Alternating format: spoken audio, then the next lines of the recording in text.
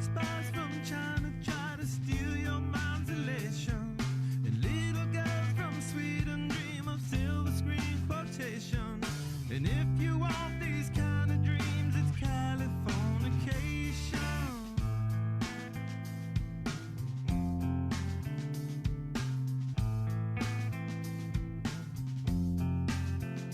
It's the edge of the world in all of Western civilization. The sun may rise in the east, at least it's settled in a final location. It's understood that Hollywood sells Californication.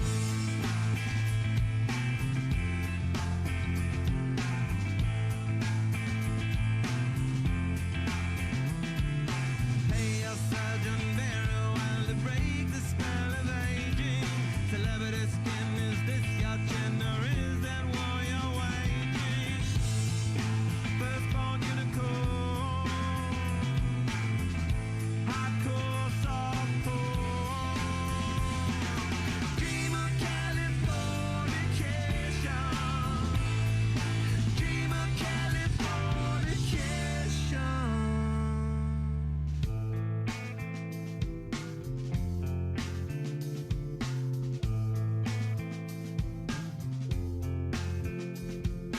Mary McGill, be my ferry to the world, be my very own constellation.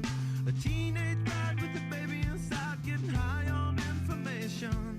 And buy me a star on a boulevard, it's Californication.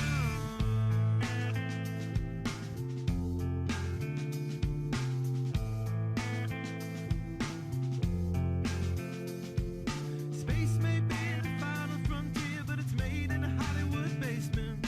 In Cobain, can you hear the spheres singing songs off station to station?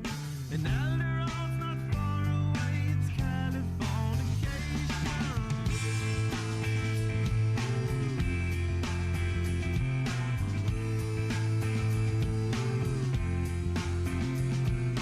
Born and raised by those that raise control of population. Everybody's been there and I don't mean no vacation. Firstborn unicorn, hardcore softcore. Dream of Californication. Dream of Californication. Dream of Californication. Dream of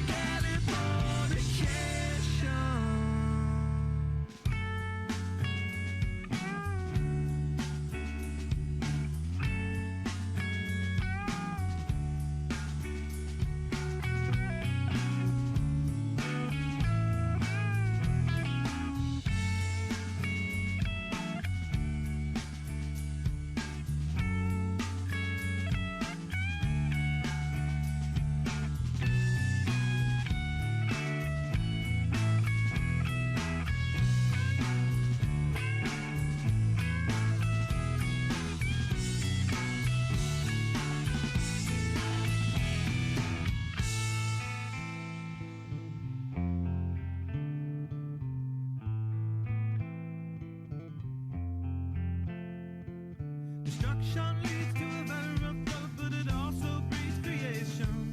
An earthquake's out to a girl's guitar, that's just another good vibration. And tidal waves couldn't save the world from Californication.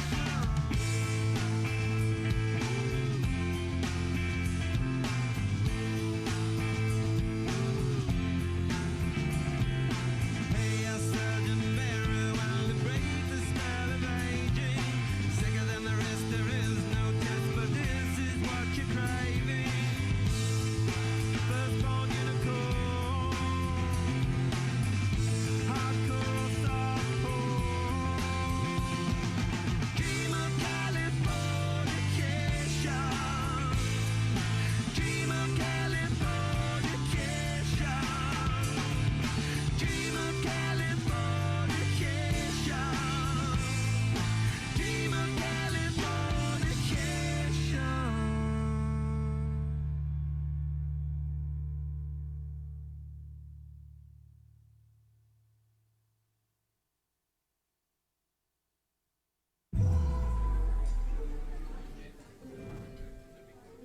Muy especial poder representar mi país. Ha sido increíble ver gente con otros idiomas, todos bailando con mi música. El momento en que la música ha roto todas las fronteras es ahora. Vive el nuevo sonido global y sígueme en este viaje en la nueva YouTube Music App. Descubre el mundo de la música. Todo está aquí.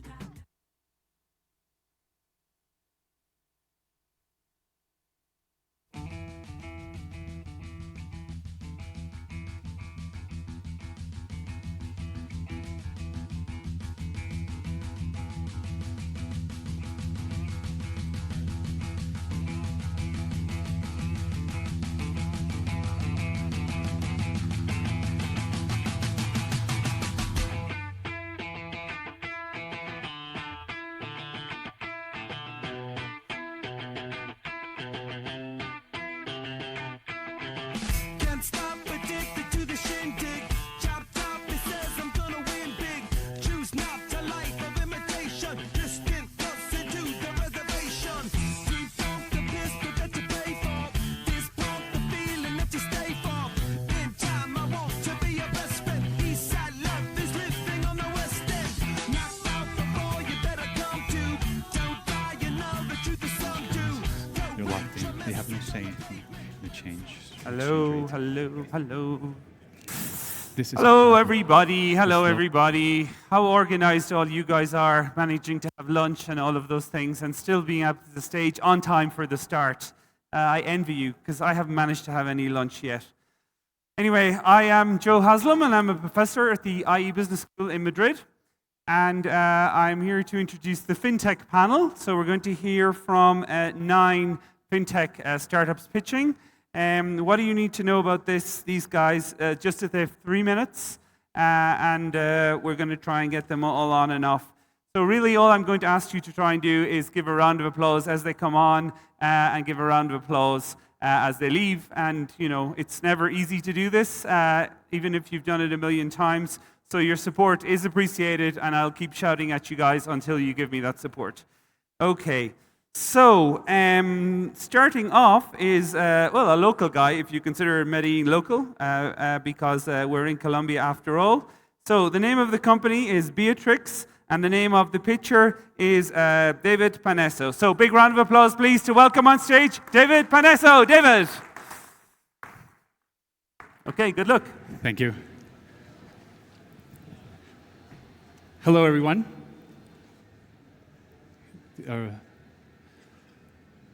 The presentation, how do I... Okay, no clicker, no? No clicker. No clicker. My God. No clicker! Drama! No clicker. Oh my God. It's going to go terribly from, you know. Please don't say It's that. going to go terribly. You got no clicker. It's I can like, only it's, up from here. It's a mess. Run for the exits. Okay, clicker. God. My God.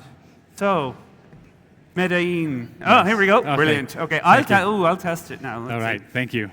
Okay, clicker. Oh, wow, look at this. Okay, so we'll try it again from the top. Okay, if you This stand one there. is display. Forward. Hold on a sec. Is there what? Just click it and see does anything happen. Okay, brilliant. Now go back to the first one. Okay, Perfect. fantastic. Yeah, great. Thank you. Okay, so we have 3. We have clicker. Okay, All right. round of applause again, please, for David. Yay! Thank you. Hello, everyone. My name is David Paneso. I'm presenting Beatrix. Do you remember the last time you were at the airport and you needed to exchange money? Were you able to negotiate the price, the exchange rate, or look around for better options? This is how micro, small, and medium enterprises feel when they want to exchange the currencies. They're locked in. They have no say in what happens with the exchange rate. This is the problem. This lowers their level of competitiveness. They lose trust in the financial system, and their financial performance is impacted because of this. We made it our DNA to question how this exchange rate is formed. And we want to give the power to the enterprises. We want to make this process as fluid and transparent as possible and secure for all the parties involved. This gives the power back to the enterprises where it should be. They need to understand that they can dictate what they exchange.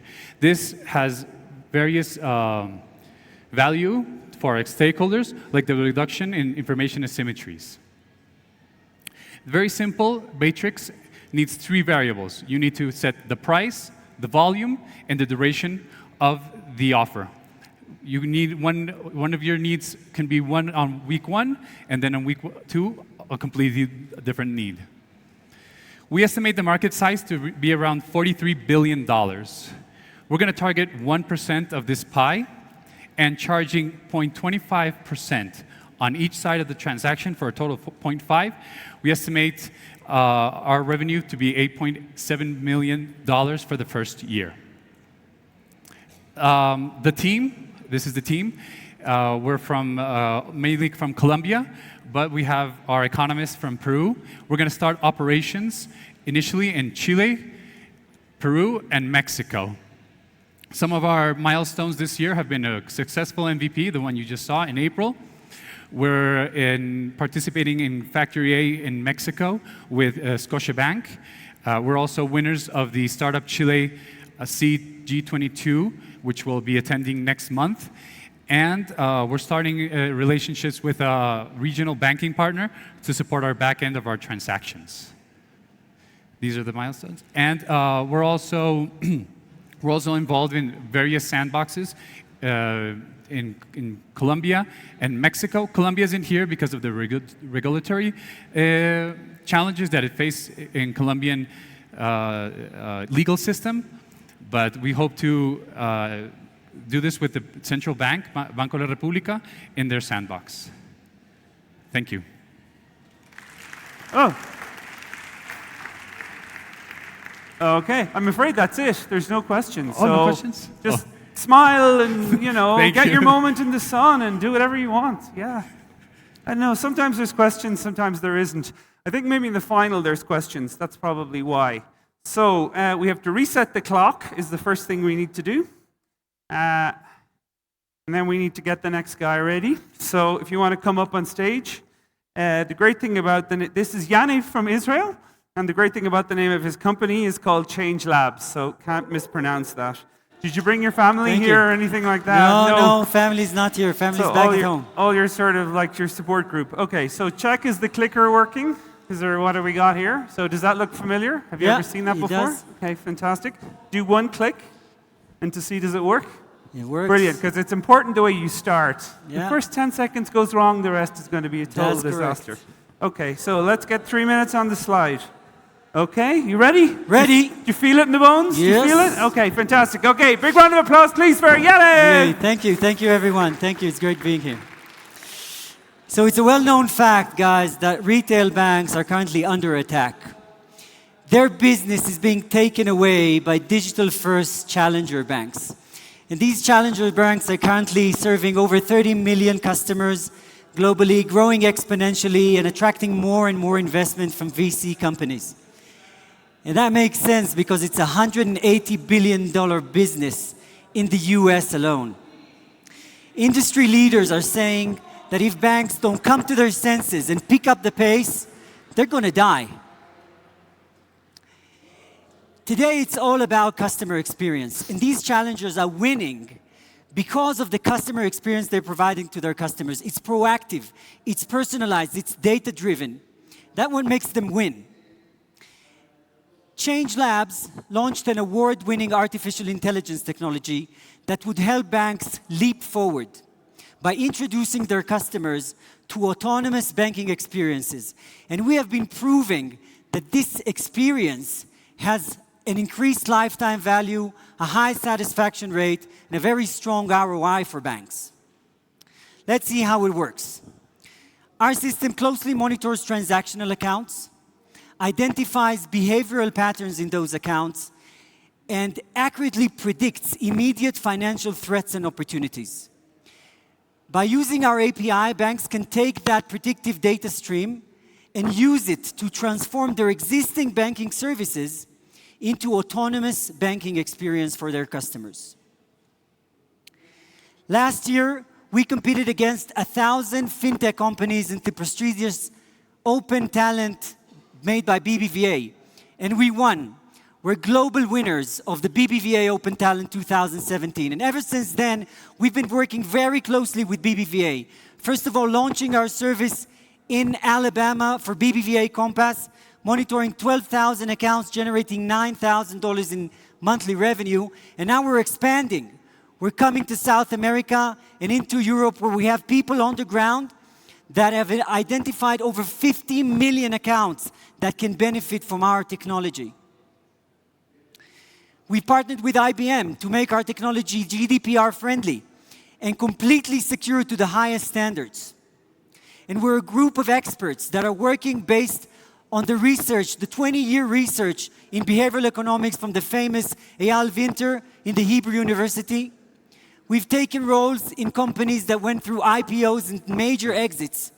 And we're here to change the way banks and customers are dealing with each other. So if you're a retail bank or a fintech investor, you're welcome to come and speak to us. Thank you very much. Okay, thank you, Yaniv. Get off the stage. Come on. Let's turn it around. You've already won too many competitions. Don't give this guy well. He's won too much already. Can't win everything. Okay. Right, so who's next? So that's my job to tell you. Okay. Yeah, Evisis, come up on stage here. So, Alejandro. So, I got it wrong earlier. Which part of Mexico are you from? From Oaxaca. Well, Oaxaca. Okay, fantastic. Okay. What have I got to talk? Evisis is the name of your company. Have I pronounced that correctly? Yes, Brilliant. Ephesus is Okay. correct. And check your clicker is working if you want to see what happens. So nothing happens yet. Okay. Yes, That's the right name. I've seen this already, so I knew I didn't have to ask you again. Okay. Okay. So I think that's about it. You have a clicker. We have 3 Yes. magic minutes on the screen. Okay. So big round of applause, please, for Alejandro. Yeah. Hi, everybody. I'm Alejandro, and our company is Ephesus. In these times, everybody feels comfortable to use our cellular phones for asking a credit and expect the results in only a few minutes, or using to check our balances in our banks.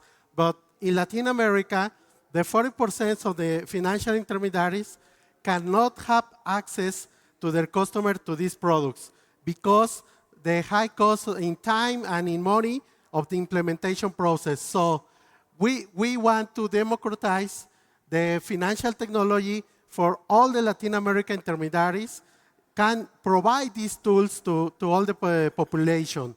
We develop core banking as a service platform that is thinking in a quick implementation process, and all the intermediary financial can choose only the modules that they need for their operations. Our business model is really simple. After a quick implementation process, the intermediary financial only choose the models that they need and pay and monthly paid for in a subscription model. Sorry. Right now we are in Mexico with 30 clients and 30 intermediary financials, and our platforms manage 1.3 million of final account users. The size of the intermediaries are very distinct. We have fintechs, we have a small company with loans, we have huge companies, and everybody can choose only the modules that they need. Our product is the more important, I can say. Our product is designed as a set of distinct modules that all the institutions can choose. If only they need a multi-channel platform for receiving transaction from payment processors, or using a chatbot or ATMs, they can choose only that. In another layer, we provide them modules for administering loans, account savings, the compliance requirements, and the onboarding process, or give a mobile application to the final customers. Right now, we want to start our internationalization in Colombia and Panama. Okay, my time is over, so sorry. Right now, we are having this organic growth. Well, sorry, my name is Alejandro, and we are FSC, sorry. It's another presentation, Pardon? sorry. It's another presentation, sorry. Okay. Okay, no. Okay, that's It's other presentation. It's the last version, sorry. Okay, It's don't worry another about version. it. Okay, well, never tell them that. Okay, Always thank you. pretend that it's wonderful, okay? Never give away anything. Okay, right, take that. Come on stage. Okay, where are we? Do you I'm need here. water by any chance? Do you want water? Okay. No. Kinda Lots guessing. of water outside. There's all that water there, so I thought, somebody should drink it. Right, so your name is Graham, it says here. That's right. Fantastic, okay. So check the button is working? Is the button working? That's okay. working. And that's what you're expecting. Okay, so this is what it says, Graham. According to what you do, iCollect provides creditors and debtors a platform to solve debt problems easily. Okay? That's right. Is that what you're going to tell us about? Okay, that's fantastic. So, Graham, you got 3 minutes to tell us about iCollect. Okay, round of applause, please, for Graham. Okay. All of you. Well, everybody forgets to pay occasionally their debts. And when that happens, it tends to generate in a massive way bad credit cycles, and every 10 years there might be some sort of a crash. At the moment, debt is growing and it's at record levels. There are $247 trillion in the world of debt. It's at a record level never seen before, thanks to quantitative easing. At the moment, bad debt, which is the part of the debt that people don't pay on time, is growing, and it will grow even more. So where does debt come from? Any transaction that involves a customer paying for something after the fact is a potential transaction that needs to be collected. There's lots of opportunities in debt collection. It's highly regulated, it's low tech at the moment, and it's a very fragmented market. And the problem is, the big actors in this are still using old technology to contact their customers and remind them about their debt. I, for example, a few months ago, forgot to pay my car loan, and they sent me a letter. It took 45 days to get to me. I was already 2 months past due, and the bank had my email, my phone number, and my WhatsApp and SMS and everything else, and they sent me a letter. And this is the problem. People are stuck in bad old tech instead of using new tech, and the customers are already wanting to use new tech. So how do you do debt collections? Basically, you have to contact the customer, understand their problem, and offer a solution. And what we do is by digitally combining different strategy channels with all the different actors in the process, we can automate a big part of this debt collections process and make it more friendly and easy for the customers to pay. Most of us, at one time or another, have not paid our debts, but also most of us do pay it when we're reminded nicely about them. We use WhatsApp and all sorts of digital channels to remind the customers. We can combine it with traditional channels. And we can even do mobile collections so that if someone is in real trouble, you can sit down with them in the comfort of their own home and organize some sort of a payment plan. This is a large, fragmented market. It's worth $6.5 billion a year. There are quite a bit of competitors, but we think that we have a complete vision, which is not just digital, but also traditional, and we have a very easy SaaS solution ecosystem where we can plug in all the different players. We have a lot of data, good artificial intelligence technology, and our business model is basically a per-user subscription plus messaging fees. At the moment, we have over 10,000 active users, 48 customers in 15 countries throughout Latin America. This is our team. We're a good general, gender-neutral team. My co-founder is Maria Jimena, and we're pretty much 50-50. What we're looking for is an investment of $3 to $5 million so that we can scale into Mexico, Brazil, and other markets, because unfortunately Latin America is the smallest market in debt collections in the world. And just to go back to biblical times, debt collection was a problem at that time as well. In fact, the term a clean slate comes from when new rulers came into power, they cleaned the debt slate of the debtors in the particular region or country. Thank you very much. Brilliant. Okay. Right, thank you very much, Graham. A lot of detail in that presentation, wasn't there? I was trying to read it, God. Anyway, where are we now? Okay, so Alejandro, you come on board. So Alejandro is another local guy, so he probably has some support in the room. So what are we going to hear? Lo que necesito, necesito.com. Okay, sounds brilliant. You got a quick insight into my accent there, and que bueno es. Now, what are we going to do here? So, according to this, it says, can't really read it. Matching home buyers with banks and real estate offers through reliable technology. Exactly. Okay, so you're going to tell us. Okay, so I'll give you the power. Do you want to try it out there and see, does it work? Okay. This one? Yeah, just kind of. The green? Yeah, the big green button. It's like a nuclear button. You always press the big one and then it goes off. Fantastic. Okay, so we have 3 minutes on the clock. We have the correct presentation. So you've got to look out, make eye contact with all the fantastic audience. Okay, ready to go. Big round of applause, please, for Alejandro. Yeah. Hi, I'm Alejandro, and I have the pleasure to present Lo que necesito.co. We're changing the way in which people buy home. No, this is not okay. Okay.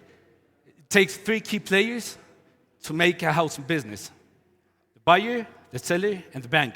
We integrate all of them through technology and create value for each one of the players. For this reason, we created a fintech for mortgage loans and a proptech for housing business. Sorry, this is not the presentation. Or presentation.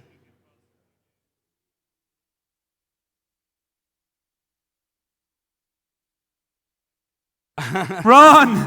Okay.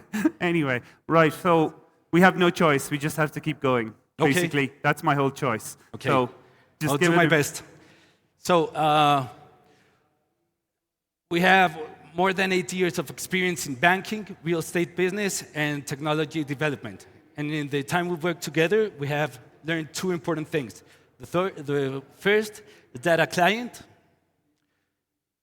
is not an easy process to find the correct bank. And for the bank, it's not an easy process to get the disbursement for this client.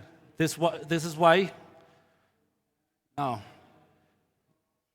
I don't know, ¿qué podemos hacer? Es que, Bueno, bienvenido al mundo del emprendimiento, this is a totally ¿ok? Las different cosas pasan presentation. no ideal a veces, pero es así. Tienes 2 posibilidades. Puedes, why am I talking in Spanish? So you can either just kind of forget about the presentation and talk to the people in the front. Okay. That's probably what I think you should do, or else you can try and make the best of it, okay? But Okay. I think you should Shall we go probably with just... the presentation. Okay. So once we have a client with a mortgage loan approved from the bank, we develop an on-demand model PropTech tool. And we decided to go beyond these obsolete maps of properties when the client has to do all the effort to look for the house. We created these maps of demand where we tell our allies how, when, and where the buyers want to buy. This looks our technology today. The green points are the buyers, and the red ones are the properties. The platform makes a match between the buyer and the seller and opens a chat, and you're ready to close a business, just like Tinder. We have validated our model, and we have placed more than $90 million in mortgage loans, and we have sold more than 200 units apartments this year. How do we make money? Easy. We charge a 2% commission for the mortgage loan to the bank and a 1% commission of the real estate property to the seller. And this is only the third part of the normal commission in Colombia. We believe in the power of technology to get more and more people, middle and low class, achieve the dream of buying their own home. Thank you. Okay. Michael. Thank you. Just wait here. Yeah. Listen, Alejandro, just apologies for getting No, the it's it okay. didn't come through. It's even in Spanish. Oh, have you? Yeah, your Spanish is really good. Okay, yeah, thank you. I thought it was. I'm improving, yeah. Yeah. Keep it. But listen, we are kind of sorry about that. But they explained that the version didn't come through in time, so we had to go with that one. Okay. So I'm sure these guys anyway understood what you were talking about, and it's a lesson in entrepreneurship. Sometimes the guy you're supposed to meet doesn't turn up. Shit happens. Okay. Thank so you. well done, and thanks for your understanding. Okay, very good. Right. Okay. So it's probably not going to get any better. That's the lesson in life. Whenever things start to go bad, they usually keep going bad. So expect more fun and games, but it adds to the excitement of the evening, Will he have the right presentation or not? Can you keep the tension back? Okay, Carlos, come on stage. Okay. So, Carlos. Hey. Okay, so there's every possibility we could have the wrong presentation I here. know. Are you ready to deal with that? ready to Are deal you with going to that. deal with that? Are Yes, you going I am. That's a boy. Okay. Let's do it. Fantastic. Okay, so I will hand to you, sir. Hand to you, sir, Thank the you. item. Okay. Now, does that? Let's just see what comes up. Anything could come up.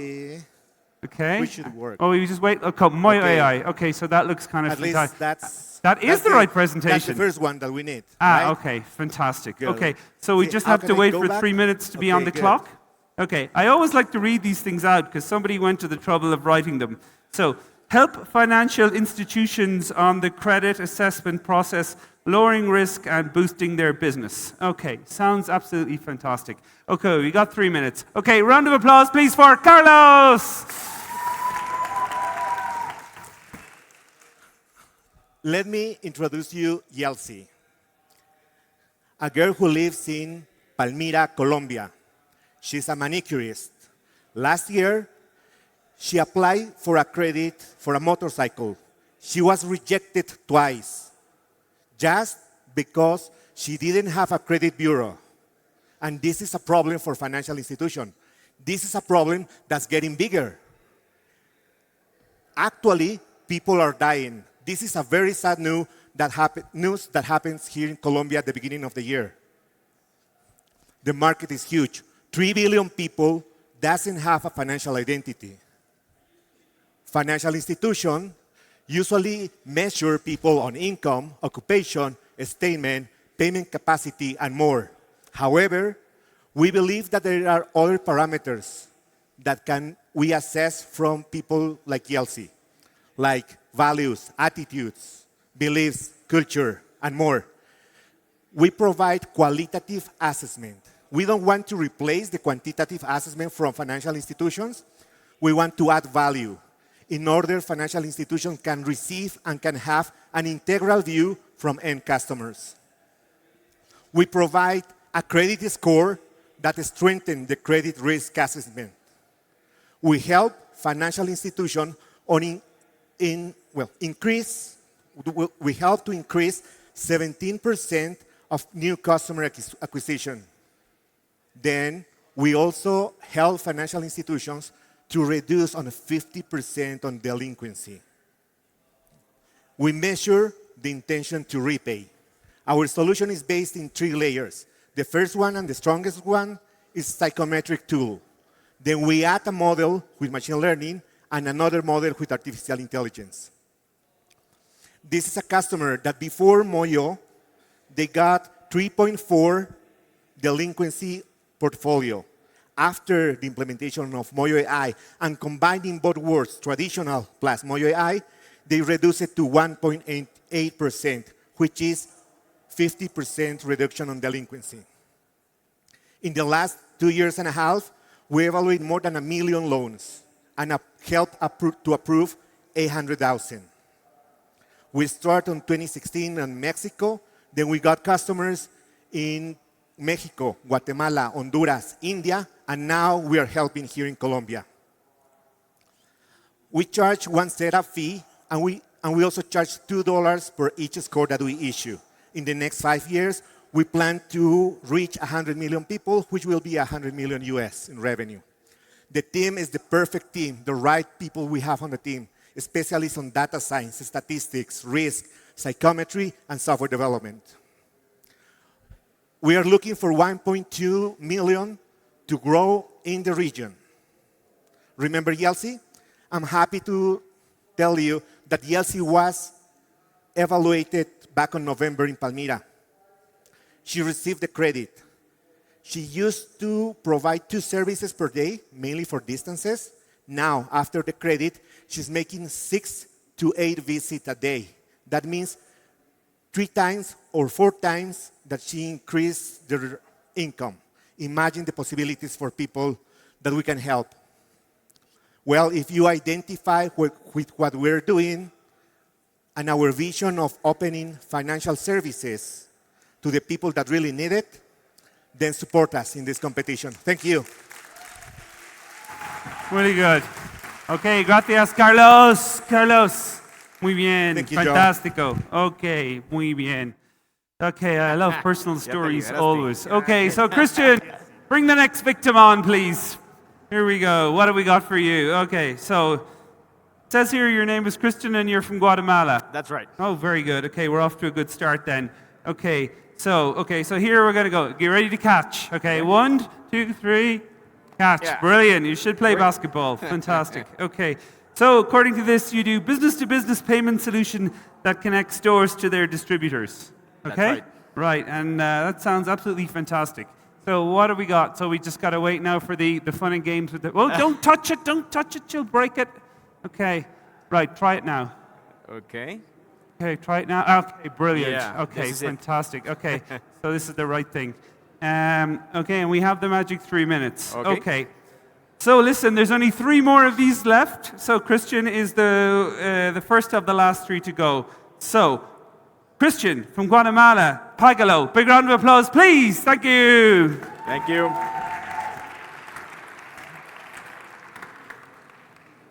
There's almost 1 million unbanked businesses in Central America. They represent almost 60% of the economy in these countries. They have problems with robberies, extortion, lack of credit, and lack of inventory many times. It's a big problem, and it's also a big opportunity to solve. Pagalo is the company that connects the small businesses with their suppliers so that the small businesses can order their products using the app. They can have inventory management, they can receive discounts, make orders, and pay by cash or credit. The small businesses just need to download our app, select orders, select products, the amount they're going to order, and then select if they're going to pay by cash or credit. If they're going to pay by credit, we are a company that is approved by Visa, so we have the mission of plastic from Guatemala to Panama, and we want to expand that part. We have virtual debit cards, and we have physical ones, so that the small businesses can order by using the app, or they can pay by cash, because we have 7,000 affiliated points of cash in. The suppliers can manage all the inventory that they have in the stores, and they can send promotions to each of the clients based on geolocations, based on different demographics. Our expansion strategy, we are currently in Guatemala, Panama. We're opening El Salvador, Costa Rica, and then we want to go to the rest of Central America, Mexico, and Colombia. Our revenue model is simple. We charge a transaction fee, and we charge also a subscription model for the distributors. We have strategic partners, like biggest strategic partners in the region. And right now, we're a business-to-consumer business entering to the business-to-business world. We have more than 1,000 affiliated customers. This is our companies. We grow by 48% a month. 45% of our customers are retail stores, and more than 18,000 people have used our platform to make their payments. These are the founding members. We are a company of 16 people. And thank you very much. Yeah, you don't get questions either. It's like, you think like, okay, so nobody else gets questions, but you suddenly get questions. I love the way you don't mention that that's your brother, Like, is it your brother? Yeah, it's my brother. Ah, yeah, but you should say that, right? It's like, this is my brother. He's not heavy, whatever. Yeah, it's like, okay, so anyway, there's 2 more of these. I feel as if we're just getting started. We're actually even going to finish on time. And I'm told we won't be introducing the judges, so any of you that were nervous about that moment, you were saved that horror. It's actually like, hi, I'm from, and we have such under management and all that stuff. It's very boring. Anyway, so what have we got now? Oh yeah, we have Mi Bolsillo. Cynthia, come on stage. Okay, Cynthia. Big cheer for Cynthia. There you go.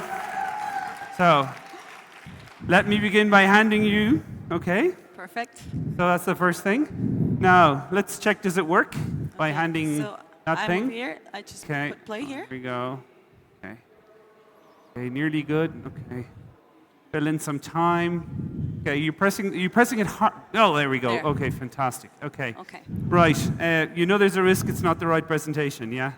I'm crossing my fingers. Okay, so to have the right let's, one. let's cross your fingers. Okay, so if it's not the right presentation, don't tell We'll just them. improvise. Just keep going. Fantastic. Sure. Okay, brilliant. Okay, and we have 3 minutes on the thing. Okay, so round of applause, please, for Cynthia and Mi Bolsillo.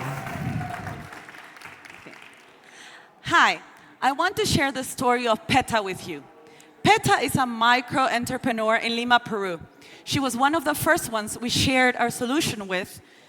And what caught our attention about Peta was that she kept record of her transactions in a little piece of paper, having to add up everything every day in order to have a daily balance of her business. And Peta is not very different from several others in Latin America. I'm Cynthia, founder of Mi Bolsillo, financial inclusion expert. 80% of entrepreneurs in Latin America are still informal, just like Peta. 70% of them don't keep track of their transactions and therefore are no likely to access credit, loans, or other financial solutions. It is known that a financially healthy entrepreneur with access to credit is 8 times more likely to grow, and that's why we're here. Mi Bolsillo was built based on our experience in Brazil, validated with more than 15,000 users and a steady revenue stream as a B2B player in the market. With a solution that integrates all accounts into one place and makes it easier and simple to keep track of your transactions, uses behavioral theory to set our users for success in savings goals and repayment, and an algorithm that suggests best fit financial services in the market.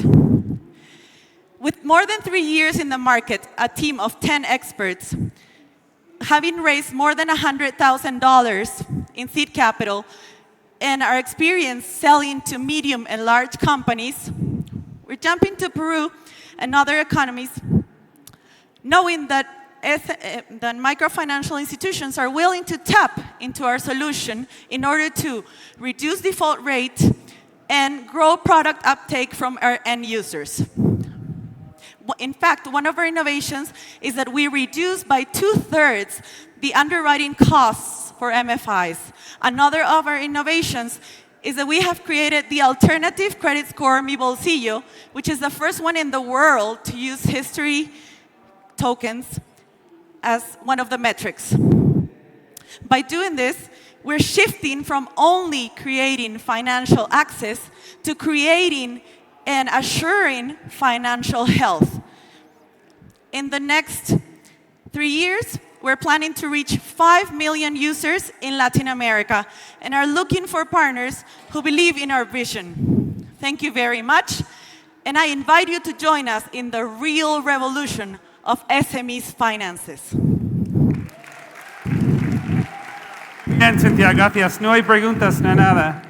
Yeah, it's amazing. I've just noticed, I don't think anyone's mentioned blockchain, which is like really cool. So imagine a fintech competition and no one's talking about blockchain. Maybe we are getting somewhere finally in this world.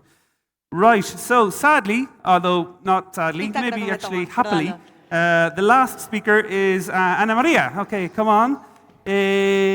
So Ana Maria is, I better explain that. It's sad because it's the last speaker, so, but it's good that it's Ana Maria. Of course it is. Of course it is. So you're going to talk about Mujeres Wow, yeah? Yes. Fantastic. Okay. So here you go. So let's check if you got the right presentation. Yeah. Just press the and wow. Okay. So fantastic. Here. Okay. Here I press? Press the green button. Thank you. Right. So 3 minutes on the clock. And really looking forward to this. Okay, big round of applause, everyone, for Ana Maria. There's nothing more powerful than a woman empowering another woman. But we have a problem. 70% of businesses created for women doesn't have a proper access to credit. Also, this representing a 300 billion credit gap. This is why we created Mujeres Wow. Mujeres Wow is an alternative credit platform, a scoring platform actually, targeting to females entrepreneurs. The algorithm analyzes the reputation of the applicants, creating a score banking. This is used for financial institutions to provide affordable loans with no need of collision or credit history. Also, Mujeres Wow analyzes in 4 categories. First one, demographics. Second, social reputation, social media activity, and government data. I would like to emphasize in social reputations. Women can score another users and also in values as responsibility, collaborations, and in this way we created a community, women to women. Our business model is based on to be a technology provider for financials and also for banks. Also, we are going to charge a fee and variable fees for each loan issue.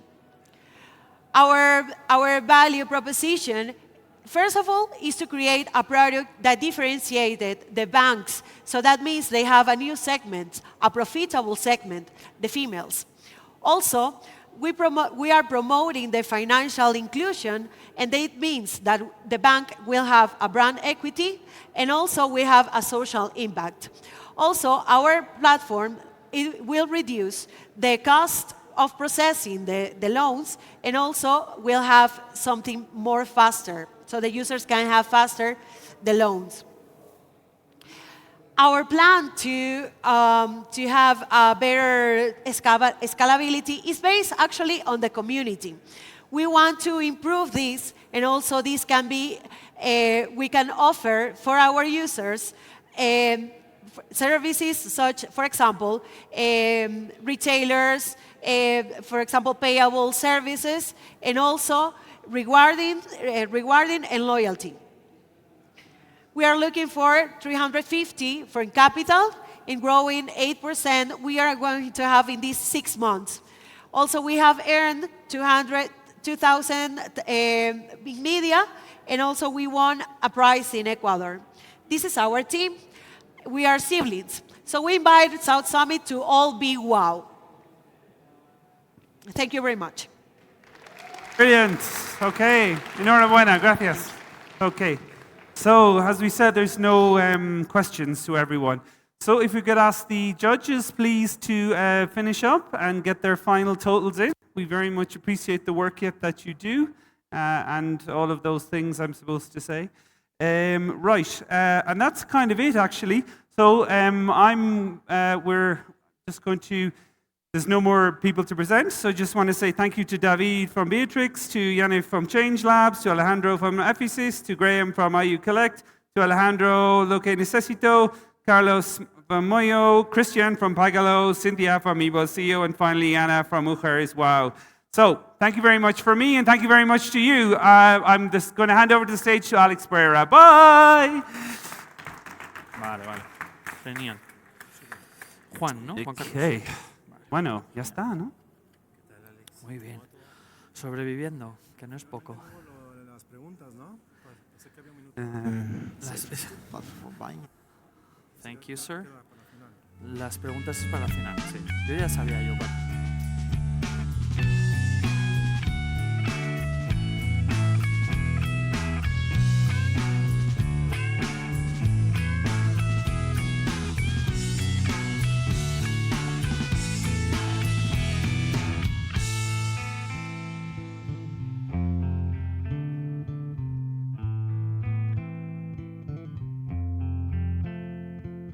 Destruction leads to a very rough road, but it also breeds creation. An earthquake's out to a girl's guitar, that's just another good vibration. And tidal waves couldn't save the world from Californication.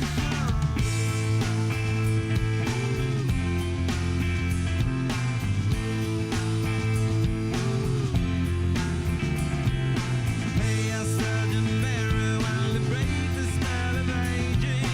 Sicker than the rest, there is no test, but this is what you're craving. Firstborn unicorn, hardcore softcore. Dream of Californication. Dream of Californication. Dream of Californication. Dream of Californication.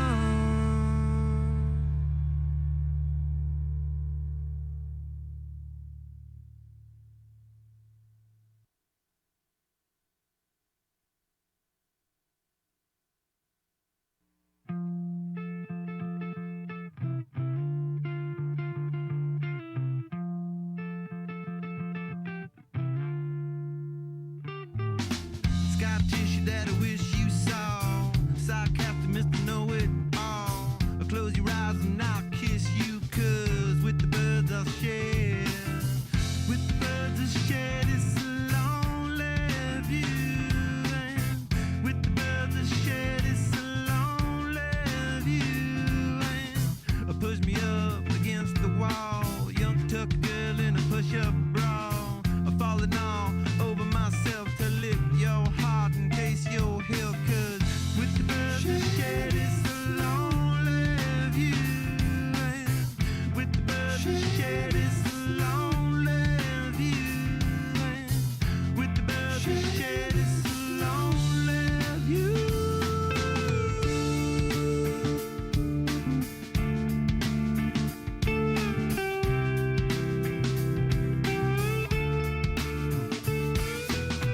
Blood loss in a bathroom stall. A southern girl with a scarlet draw. A wave goodbye to Ma and Pa, 'cause with the birds I share.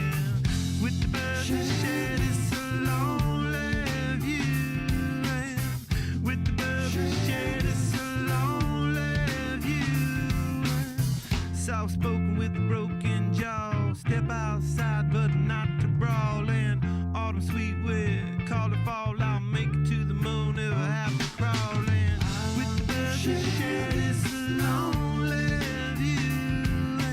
And with the birds I share this lonely view. And with the birds I share this lonely view.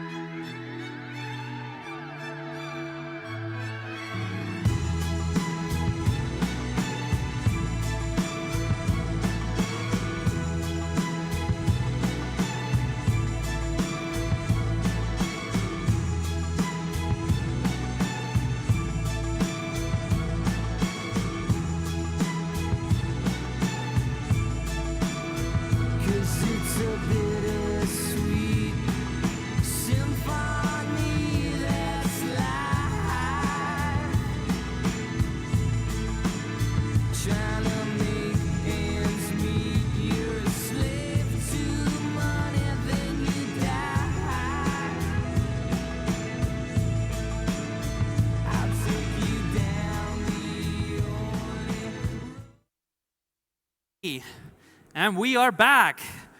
Come on, everyone, to your stations. We are going to do our final block of startups, and then we're all set. Judges, how are you doing? Good? Great? Yeah, got some rest? Enjoying?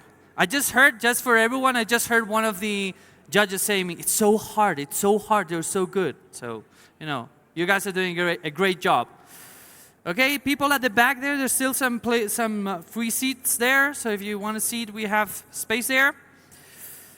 Okay, ready? Judges ready? Let's do this. So we're going to start with the block of B2C, the final block of a startup competition. Then we're going to have a panel, and then I'm going to announce the 10 finalists that are going to pitch afterwards on the arena, okay? So that everyone knows how this is going to go. So our first startup is dealing with something that I believe a problem or a challenge that everyone has had is, hey, you need to fix something at home, or you need to, relocate something in your home or at the office, or build some kind of furniture, and you're just not the guy to do that, right? All the guys go like, yeah, I can do that. And normally it doesn't really work like that. So to fix that, we have our next startup that comes all the way from Ecuador. So please welcome our next startup, Juan Carlos Rivadeneira. Aló, maestro, big applause. Come on, there we go. Woo! Hi, my name is Juan Carlos. I'm the CEO and co-founder of AloMaestro.com. 2.5 years, I have a problem with my shower, and I call a plumber. First of all, he arrived 60 minutes late. Then he never told me the price of the work before starting it. And then he broke a pipe, and he went to the hardware store and never came again. So we found that this kind of informality is very common here in Latin America. And that's why we decided to create AloMaestro, in order to formalize and start an entire industry. Basically, our model is like we are the Uber for home repair services. We work with certified professionals, offer 6 months guarantee in all our services. There is transparency in our prices. You will always receive a quote before starting the job. And you can pay for the very first time this kind of services with your credit card. About our monetization model is very simple. We take between 20-25% from each service. So as an example, our average ticket is $110, and we get $24 as a margin. It's interesting to mention that we discovered a big opportunity in the B2B segment, especially with retailers. Retailers told us that they struggle a lot offering after-sales services like assembly or installations. So we approach retailers, and as you can see, the acquisition cost is lower from the B2B segment, and they have the chance to boost our volume of orders. So that's why nowadays we're switching from B2C to B2B. And we are using this kind of strategy to explore new markets. In our case, we are starting our operations in Guayaquil. We are operating, very happy to operate with Liftit. They are doing the logistics, and we are doing the installation services. And we plan to replicate the model with Liftit with their customers in Latin America. So that's why we're looking for these kind of partnerships. You see that there is IKEA who is coming to Latin America next year. There's a huge opportunity there with Liftit. And we love to measure everything. Growth is our most important metric. As you can see, we are growing between 40 and 50% in new customers, executed tickets, and in revenue. Nowadays, we're looking to $150 of funding in order to boost our operations in Guayaquil, enroll a multinational partner, and also make or execute an international trial. And we strongly believe that if we achieve these milestones, we will get the metrics that can allow us to raise a Series A round on the next year. I have the pleasure to work with Guillermo. He is our CTO. He holds a master's in cybersecurity. And myself, Juan Carlos, I have a master in management from my business school. And we both had the chance to participate in YC's startup school last year. Thank you. Wow. You nailed it. Thank you very much. Okay, so how many times we've thought, I want to change my phone and I want to buy the new model. And then you have your old phone, and what do you do with your old phone? In most cases, you drop it there. But what if you wanted to resell it? What if you wanted to, someone take it out and take it and use it? It's a valid phone. At the same time, sometimes we don't want to have the latest model. We don't need the latest model. So to change that and to do the buying and selling and reselling professionally of cell phones, I want to welcome our next startup. So please welcome David Felipe Rincon from Colombia, Celucambio. Big applause. Hi everyone, my name is David Felipe Rincon. I am CMO and co-founder of Celucambio.com, the easiest and safest platform for buying and selling a smartphone. Well, we have sold more than 2.5 thousand cell phones last year, and we expect to sell more than $2 million in smartphones this year. But why we are selling smartphones, second-hand smartphones? Well, the reason is that the smartphone is the most used electronic device in the history. That means that if we stop using the smartphone, we generate only waste. And with an average life cycle of 2 years, the smartphone is the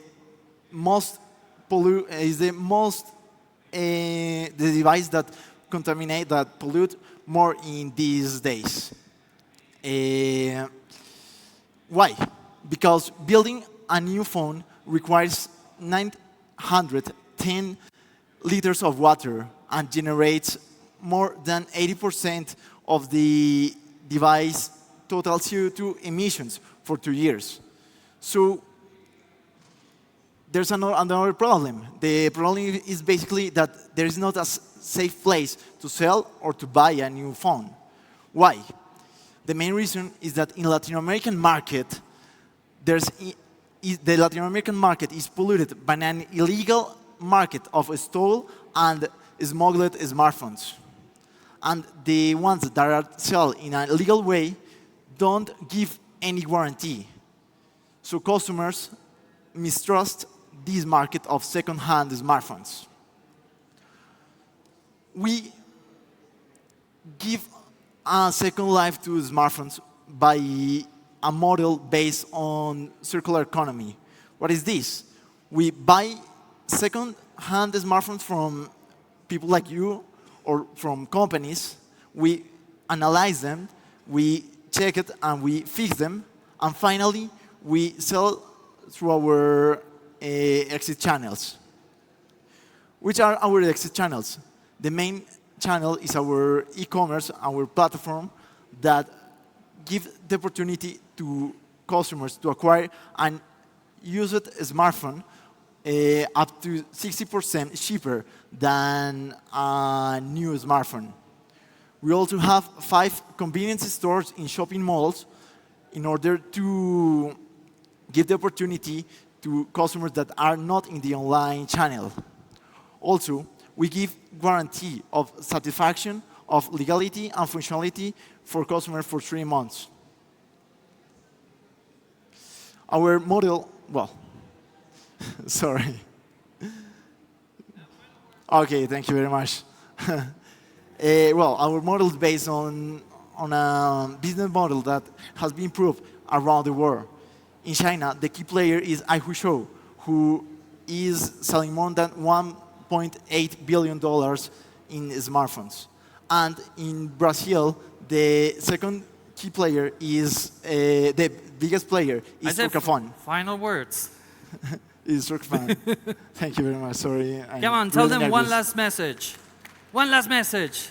Well, this is a huge market of $90 million, and there's not any other player in Colombia or in other players in Hispano America that are trying to formalize this market. And we are the company that is formalizing the second-hand market that could be more than $90 million in a few years. Thank you very much. Big applause. Thank you. Come on.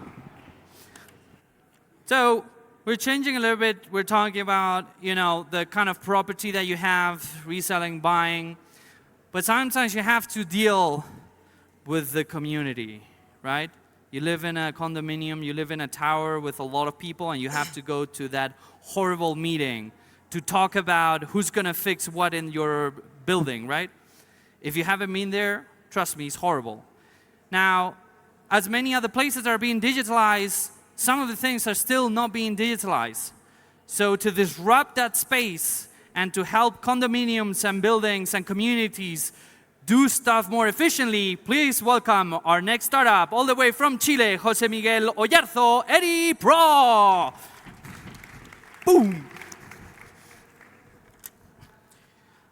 There are about 500,000 condominiums, both commercial and residential, in Latin America. Okay, and those condominiums move around $2.5 billion annually in terms of condo fees and management fees. Okay. The problem is that 90% of those condominiums work with Excel, paper, and pen. That means that they are using a quite old technology, and that produces a lot of problems for the people living and working there, from unreachable administrators to have to pay condo fees in the bank with a check or in the administrator office in certain times in cash, and a lot of stuff working not quite good enough. We are like 5 years away to get humans to Mars, according to Elon at least. And here on Earth, those condominiums were exactly as they did 15 years ago. Come on. Pro is a platform, web and apps, that digitalize every relevant aspect of the living in a community, from the accounting and the financial manager to the security, the facility management, communications. You can even report issues to the administrator powered by artificial intelligence to make everything easier. Forget about having to pay in cash in the administrator office. It's like 2 taps with our app and you are done.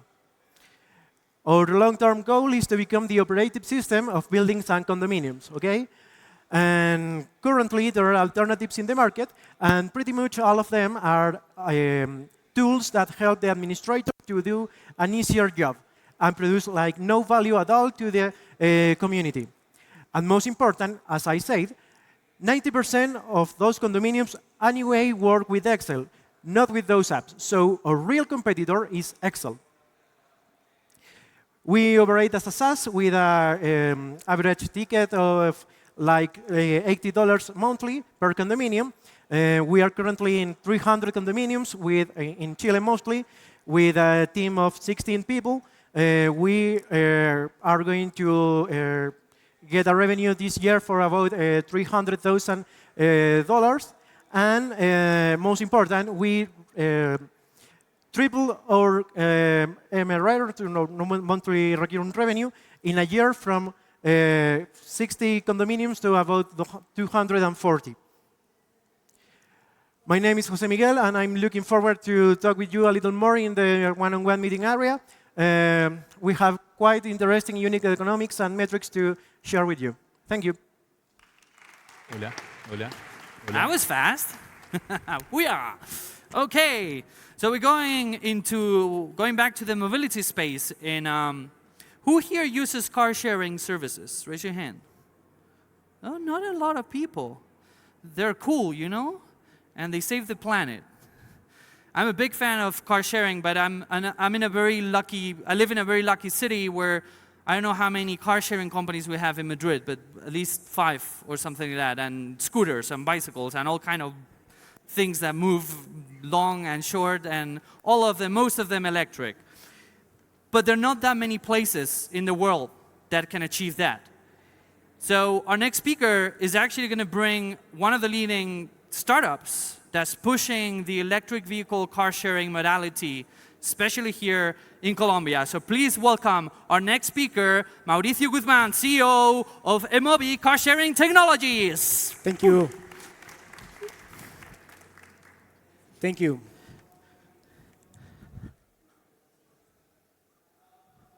Okay. Okay, let me tell you that Bogota is the second region more congested in the region. Medellin and Bucaramanga is in the list too.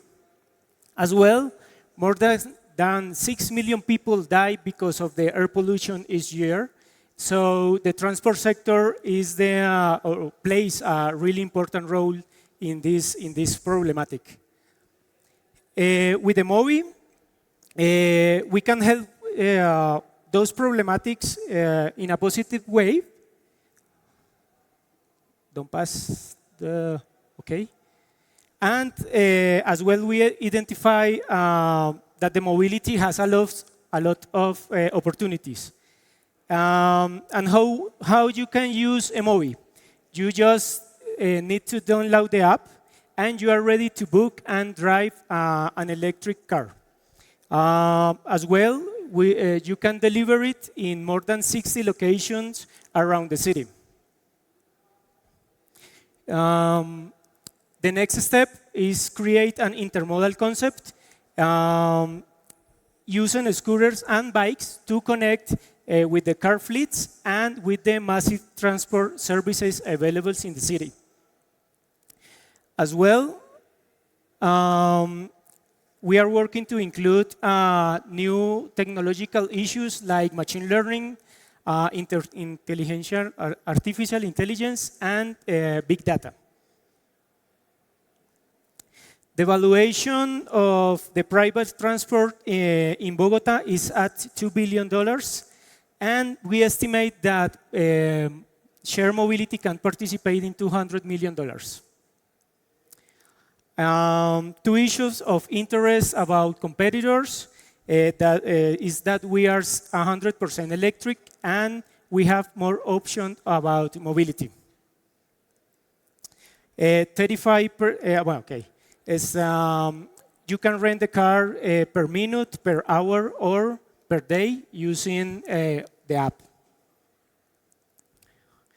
We have 34% of retention rate, 29% of conversion rate, and with more than 300 registrations per month. We have more than 200 trips per month, with 45 minutes per trip and $8 in an average expenditure. And we expect to obtain in 2023 more than $7 million about revenues, and with more than 800 cars available in Bogota. These are some of partners like Renault, Nissan, some university, and Parking International. We won some programs about growth and consolidation, and with IBM and Bancolombia. We have an interdisciplinary team with knowledge and skills in strategic, finance, and development. And we are looking for opportunity to expand the offering the car in the city and try to use in operations, marketing, and technology. Thank you very much. Woo! Thank you so much. Oh, thank you. Okay, so we're sticking to the green vibe, and we're talking about trying to reduce the contamination, the pollution, trying to create greener cities. It's not just about traffic. It's about changing our habits. It's about creating creative solutions to fight pollution.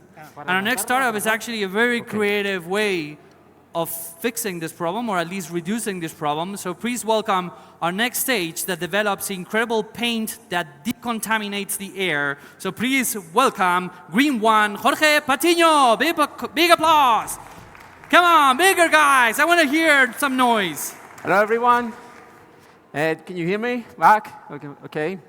My name is Jorge Patiño. I'm founder of Green One. And do you hear a lot about that air contamination and carbon gases are doing with our planet and ambient and ecosystem? And the government and everyone is blamed on that the industry is the causing of this. And it's true. It's true. Industry is causing all this mess with the ambient. We are an industry. I am an industry man. So and the government putting on us taxes because of we are contaminating, and if we can stop that, it will be great. What if I tell you, if with just painting your building of your business or your house, you can decrease the carbon gases and stop the climate, and even stop to paying too much taxes? It will be cool, right? That's the thing that we do with Green One. Green One is immersed in a huge market. This market is three types: a specialty chemical market, it is also a global plastic market, and it's also in the architectural paint market, because Green One paint is made with natural resins and nanotechnology. So this is a huge market, and we're expecting to get 0.01 of this all huge market that is more than 1,000 billion market. And in this market, there are also a lot of competitors. But what if they are doing the thing the classic way? We are doing something different, and they are contaminating a lot. Why are we doing the things different? Because we use natural products, and we also completed with nanotechnology. That's the reason that we are more greener, and we can. And if you buy a bucket of Green One paint, you immediately decrease 7 kilograms per bucket. Imagine if we paint all these buildings with Green One, we can decrease a lot. And also, if we can paint a lot, our entire city, we decrease a lot on tons of CO2. So these are the technologies immersed with this. And we are made all this with an amazing team that will be also, first of all, we are getting in this business model, and we are expecting to sell the license of this technology. First, the Green One technology. We are, at this moment, making some negotiation with the biggest company of Colombia, of the license of the product. And we are also selling the byproducts of this. I know that it's not too bad, not too good numbers here, but when we keep growing, because we are scaling our production and also the licensing, in the future we are getting to get a lot of profit. This is the team that is more committed with this entrepreneurship, and also we are doing the thing expected with this support. So people, if we get to the market and probably we get all this, we can finally do it with the good thing. When we get more profit, we more save the world. Thank you. Okay, so how are we doing? You guys, I feel the energy going down. Okay, so we're gonna do an exercise. Can we all stand up, please? There you go. You stand up. Yeah, there you go. We have more than 6,000 visitors. Now we stretch out like this. Everyone trying to touch the ceiling. Okay, very good. And now we jump. There we go. Come on, guys. There you go. Hey, some people are not jumping. I can see you from here. There we go. Very good. Okay, now you can hug the guy next. No need to hug. Thank you, guys. You know what? That was a good exercise. Applause for all of you for doing that. Very good. Okay, so we're gonna keep going with our next startup. And let me get my thingy. So it's pretty cool. It's becoming very usual that some people want to do some extra money, but at the same time, they also want to get to know other people, right? And there are different formulas to do that. So the next startup that we have is going to talk about how can you host social events at your place, meet new people, and at the same time make money. So please welcome our next startup on stage, Jaime Reyes from Colombia, CEO of Housespoon. There we go. Come on. Woo! Hi, I'm Jaime, and I'm the CEO and co-founder of Housespoon. And let me tell you a horror story. In 2017, I was living in San Francisco with only my savings. And after many horrible Tinder dates, I was completely broke. So I decided to do all the way around. I decided to organize a Latin barbecue, set up a fee, promote it with Latin people online, and more than 70 people came to my house. It was crazy. So they all have the same problem as me. It's because meeting people when you are older, it's very hard and complicated. So if you're a divorcee or expat, it's even harder. Secondly, opening a restaurant or a venue, it's very hard. So we're pushing people away from opening business. And third, the food has become so industrial and massive these days. Houseboon is a web application that allows anyone to make money from hosting food events, like a brunch or like a breakfast. Or if you're the guest, you can meet people with similar background. Gabriel and Camilo were some entrepreneurs who made that, and they made a party a few months ago. They made like $600. We charged 100 out of it, and we were all happy. How does it work? It's really simple. You log into houseboon.com, you see what hosts are around, how much they charge when they're doing their events, and with a credit or debit card, you pay your spot, and now you connect with people in their real life. We have sold more than $100,000 to our hosts. We're growing at a rate of 35%. We have more than 6,000 registered users. More than 3,000 people have come to our events, and more than 900 are registered in our platform. The business model is really simple. We will charge 20% in 2021, and that's it. This is a huge market. More than 200 million of people are using dating apps, so are people who want to connect with other people. We have competition for that, of course, but these companies below, they're focused on food. We, instead, are the social network of real life. And the companies to your left, they're so restrictive. But in Houseboon, you can find even like me, that I'm not a professional chef, of course. These are the cities we have. We're raising right now $280,000 for our growth. We have compromised with the first Colombian actress that is starring a Hollywood movie, part of it. So we're raising now $200,000 in tickets of $20,000. And this is our team. We have more than 20 years of experience in startups. We have already one exit. And so, guys, let's create together the largest social digital venue of Latin America by getting back everyone to the original social network, the dining table at home. Thank you very much. Wow. He has some fans here. Okay, where are the groupies? Groupies? Scream? Scream, there you go. Ah, pretty cool, huh? Anyway, so we're reaching the final part, and our next startup is tackling a space that, for me personally, is pretty interesting, which is the voice interface, and how do you do cool things with voice interfaces and voice-driven devices. It's not easy, it's very new. People don't really know how this is going to pan out, so I'm very excited to listen to what they're developing. So please welcome our next startup, all the way from Brazil, Leao, Loud Voice Services. Thank you. Come on. Hello, everyone. Good afternoon. I'm here to share why I decided to leave Facebook after 7 years as a growth manager, investing both my career and money to co-found Loud Voice Services with the best developers that I have met in the market. It starts with a funny situation.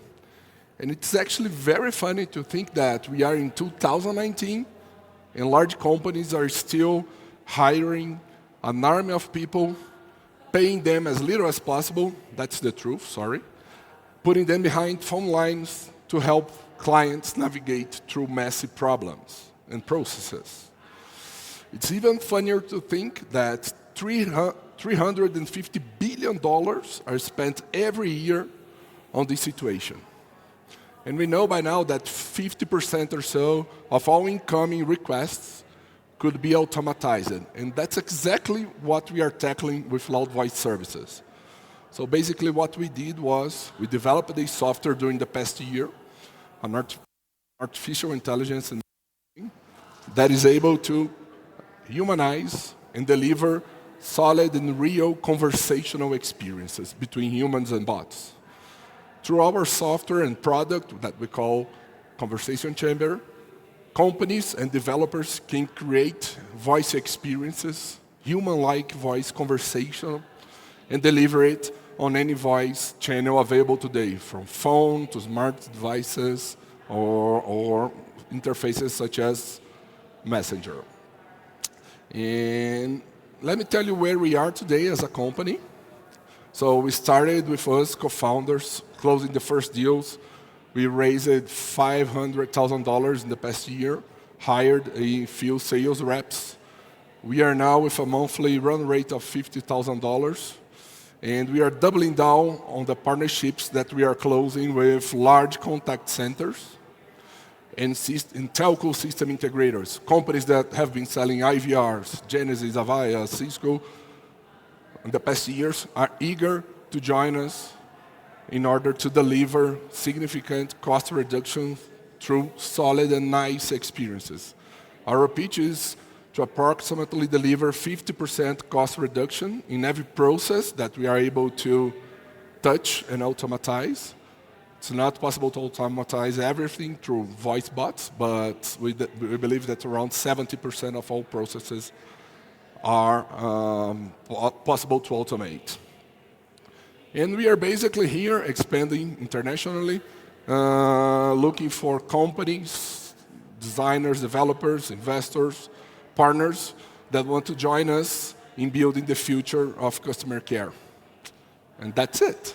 I'll be outside, and if you guys want to see our demo, we have a booth here. Thank you. There we go. Great job. Okay. Reaching the end now. There's always startups that are like, hey, this is sexy, everyone wants it. And then there are startups that are very interesting that are tackling problems that might be less sexy, but extremely critical for any kind of community. And one of them, it has to do with trucking. Who here, anyone drives a truck? No truckers? See, it's probably not the most sexy stuff, but it's the backbone of commerce of any country. And to talk to us about, or maybe not, we can switch if you want. Yeah, for sure. I love how they keep doing this stuff. We'll leave the trucks for later, and we'll do something else. We are okay. I was just thinking, wait. Do you mind taking your jacket off? There you go.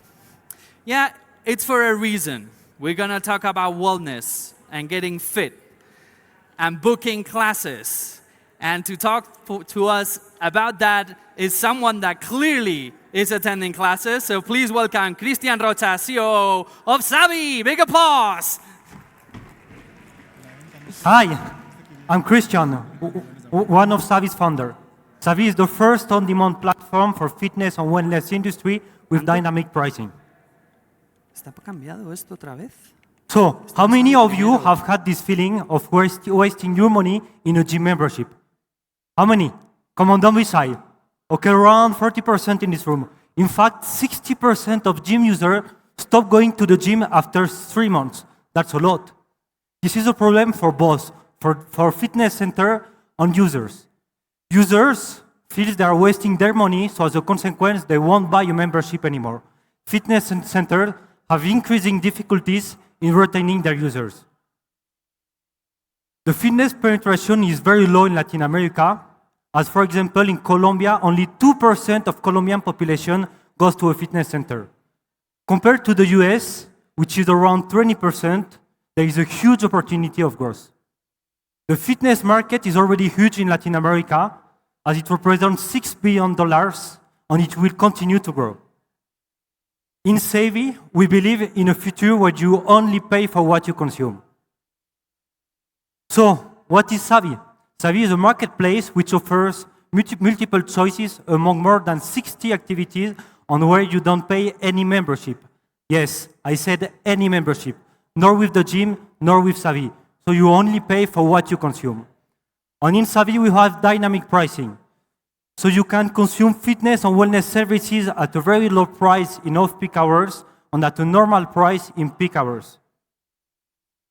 It is very simple to use Savvy. You just have to enter the platform, explore by activities or by center, book the most convenient time for you, pay on the platform, and enjoy the service, just like the Airbnb or the fitness on the wellness. Our value proposal is to bring maximum flexibility on very attractive prices for users and attract new customers for our centers, maximizing their revenues. We are aiming at this big portion of the population who want to exercise occasionally but don't want to pay or commit with a membership, but also to those who can't afford to pay an annual or monthly membership. We already have more than 250 partners, allies in Bogota and Medellin. Our business model is to take a 20% commission per bookings. In 2022, we are planning to have 5,600 centers, almost 300,000 users for a 10 million revenue. After 9 months of successful operation, we have more than 1,000 bookings per month, with an average growth of 35% per month. We have a complementary and very experienced founding team to make Savvy a success. And we are looking for business partners to help us grow this business and to disrupt the fitness and wellness industry. Thank you. Wait, stay here. Because he's also half French, okay? Ladies, what do you think? Well, men too, okay? No discrimination. Good? Yeah? Do you buy into his startup? Yeah. Well, I see some people. You need to talk with some people later. Thank you very much. Okay, let me double check. We have our trucks now, right? We have our trucks. Hopefully we'll have our trucks now. So, as I was saying before, trucks are the backbone of any country, of any economy. It moves commerce around. But not every single time the infrastructure is there for this. So our next startup is basically proposing a new way of doing things, a new way of increasing and disrupting the trucking industry. So please welcome Juan Torrent from the US, Parco Truck. Well, hello everyone, and thanks for your time. The problem we have identified is easy to see but tricky to solve. There are not enough truck parking spaces in North America. This problem is being reported by every stakeholder in the country, and it's due to its consequences. Drivers are losing money. They lose up to 10% of their annual wage due to this shortage. Moreover, the whole industry is losing money. Drivers report they spend over 30 minutes looking for a place to park, and when they can't find a place to park and they have to comply with actual regulations or just rest, they start parking wherever they can. So our big question is, how can we solve this without big infrastructure investments? Well, we will use the infrastructure that's already in place. We enable anyone who has enough space to park a truck in a safe way to rent it while it's not being used. This way, we are helping everyone to monetize their already installed infrastructure in their non-operational hours. And this is possible because there's coincidence involved. The peak demand of truck parking spaces occurs exactly at the time when most retails and industrial facilities close their doors and their parking lots remain empty. This is our tool to make it happen. It's designed to be simple and easy to use, with a 3-step flow in which the driver will tell us where he's going, he will choose from our map his parking spot, and will book and pay online. Done. 3 clicks, problem solved. 2 million trucks sleep away from home every day in US, and there are only 308,000 truck parking spaces. So at the current market rates for overnight parking, this is a $7.6 billion potential opportunity. There are actually currently on the market products that solve 1 or 2 of the main issues that drivers face while looking for parking. But, and this is really important for us, they are all trapped inside the existing availability, those 308,000 spaces I said before. Parco Truck is here to expand this, to improve it. And we're making money with this. The driver does not pay to use our app. He only pays for his parking spot. We charge a 25% commission fee to a parking owner, to whom we are delivering a new business. This is our team. This is Parco Truck, a diverse team of engineers with business administration, sales, and technology background. We even have our own rock star from the transportation industry in US, and he lives in Miami. We are looking for $600,000 to improve our app to become a statewide solution in Florida. and to cover our initial go-to-market expenses. Thank you. Thank you very much. Yeah. So I wonder what's going to happen when the trucks drive themselves. And then you connect this app with trucks that drive themselves, and immediately the truck drives to the parking, and you just accept the parking. Anyway, so we are reaching the end of the final block of startups, and we're going to introduce the last startup. And I was just having a conversation with him right now. It's one of those moments where you go like, that is a very smart idea. Now, we're so used to having people that have professional background. I went to this university, I did this, that, I went to this school, but there's a big chunk of the population worldwide that doesn't have that. But that doesn't matter, because it doesn't mean that they don't know their stuff. They're skilled at many things, even without a university degree, even without a college degree. Where can we find those people? How can we find the recommendations about those people? Well, that's exactly what our next and last startup is about. So please welcome on stage from Colombia, Alejandro Ordóñez, terrecomiendo.com. Thank you very much. So, best for last. We are terrecomiendo.com. We facilitate connections to empower every member of the labor force in Latin America. Picture this. There are 314 million workers in Latin America, but only 16% of them have the opportunity of going to college. That means more than 260 million people who have no professional degree, but account for the largest portion of the population. These people are the ones who move the economy.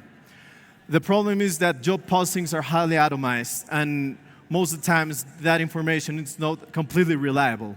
That results in high friction in recruitment processes. On top of that, most times workers do not have the special abilities that companies look for in workers.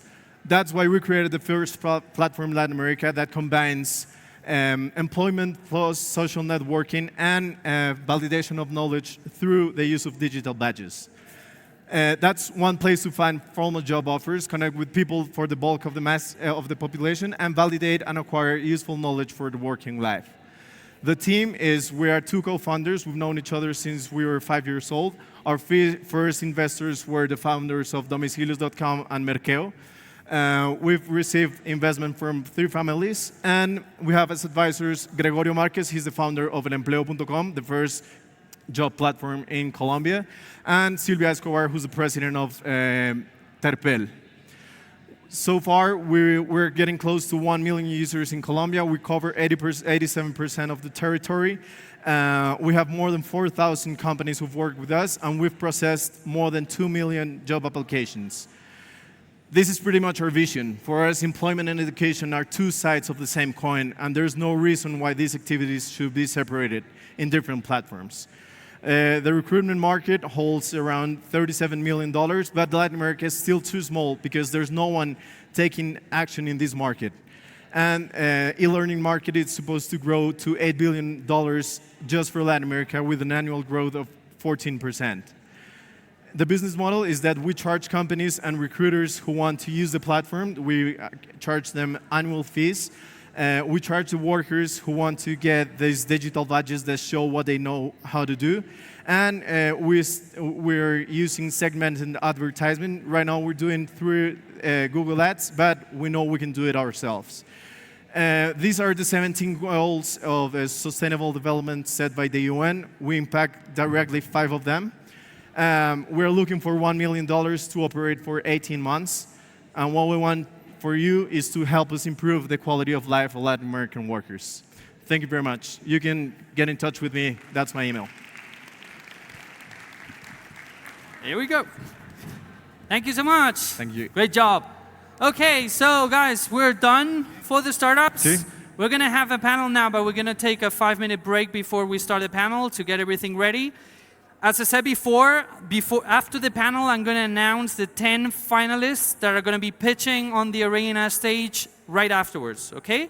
So stay tuned. Please, big applause to our judges. Thank you very much for joining us. And thank you very much for everyone for being here. And I'll see you in 5 minutes.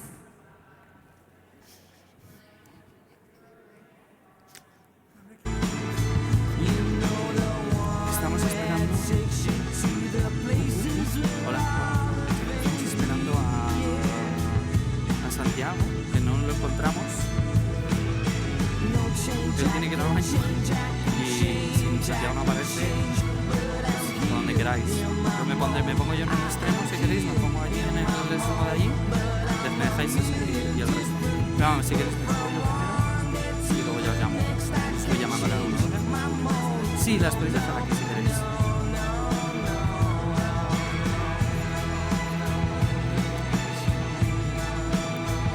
Vamos a ver. Estoy bien. Pero está abierto, me parece. No, voy a salir ahora de moderador. Ah, bien, Santiago.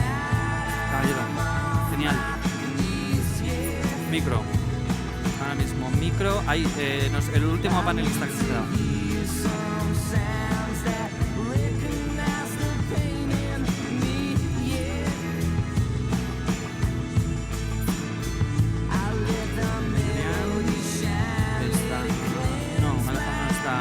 Freddy, que está ahí fuera, Vincenzo, y Juan Felipe, que está por aquí, que ha ido al baño. El micro, que creo que está abierto. Van a poner agua encima de la mesa.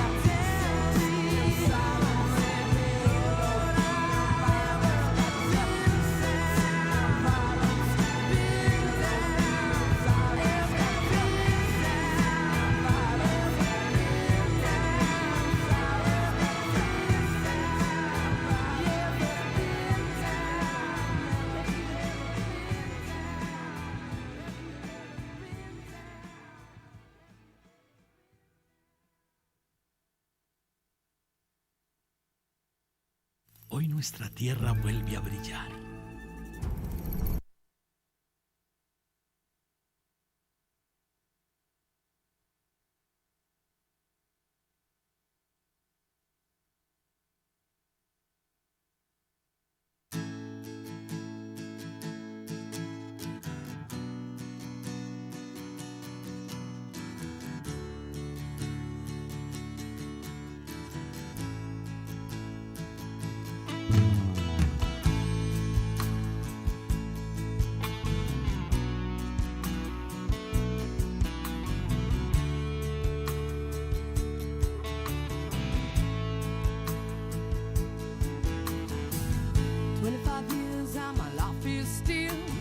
Trying to get up that great big hill of hope for a destination. I realized quickly when I knew I should that the world was made up of this brotherhood of man, for whatever that means. Into a crisis times when I'm lying in bed just to get it all out what's in my head, and I am feeling a little peculiar. And so I wake in the morning and I step outside and I take a deep breath and I get real high and I scream from the top of my lungs, what's going on? And I say,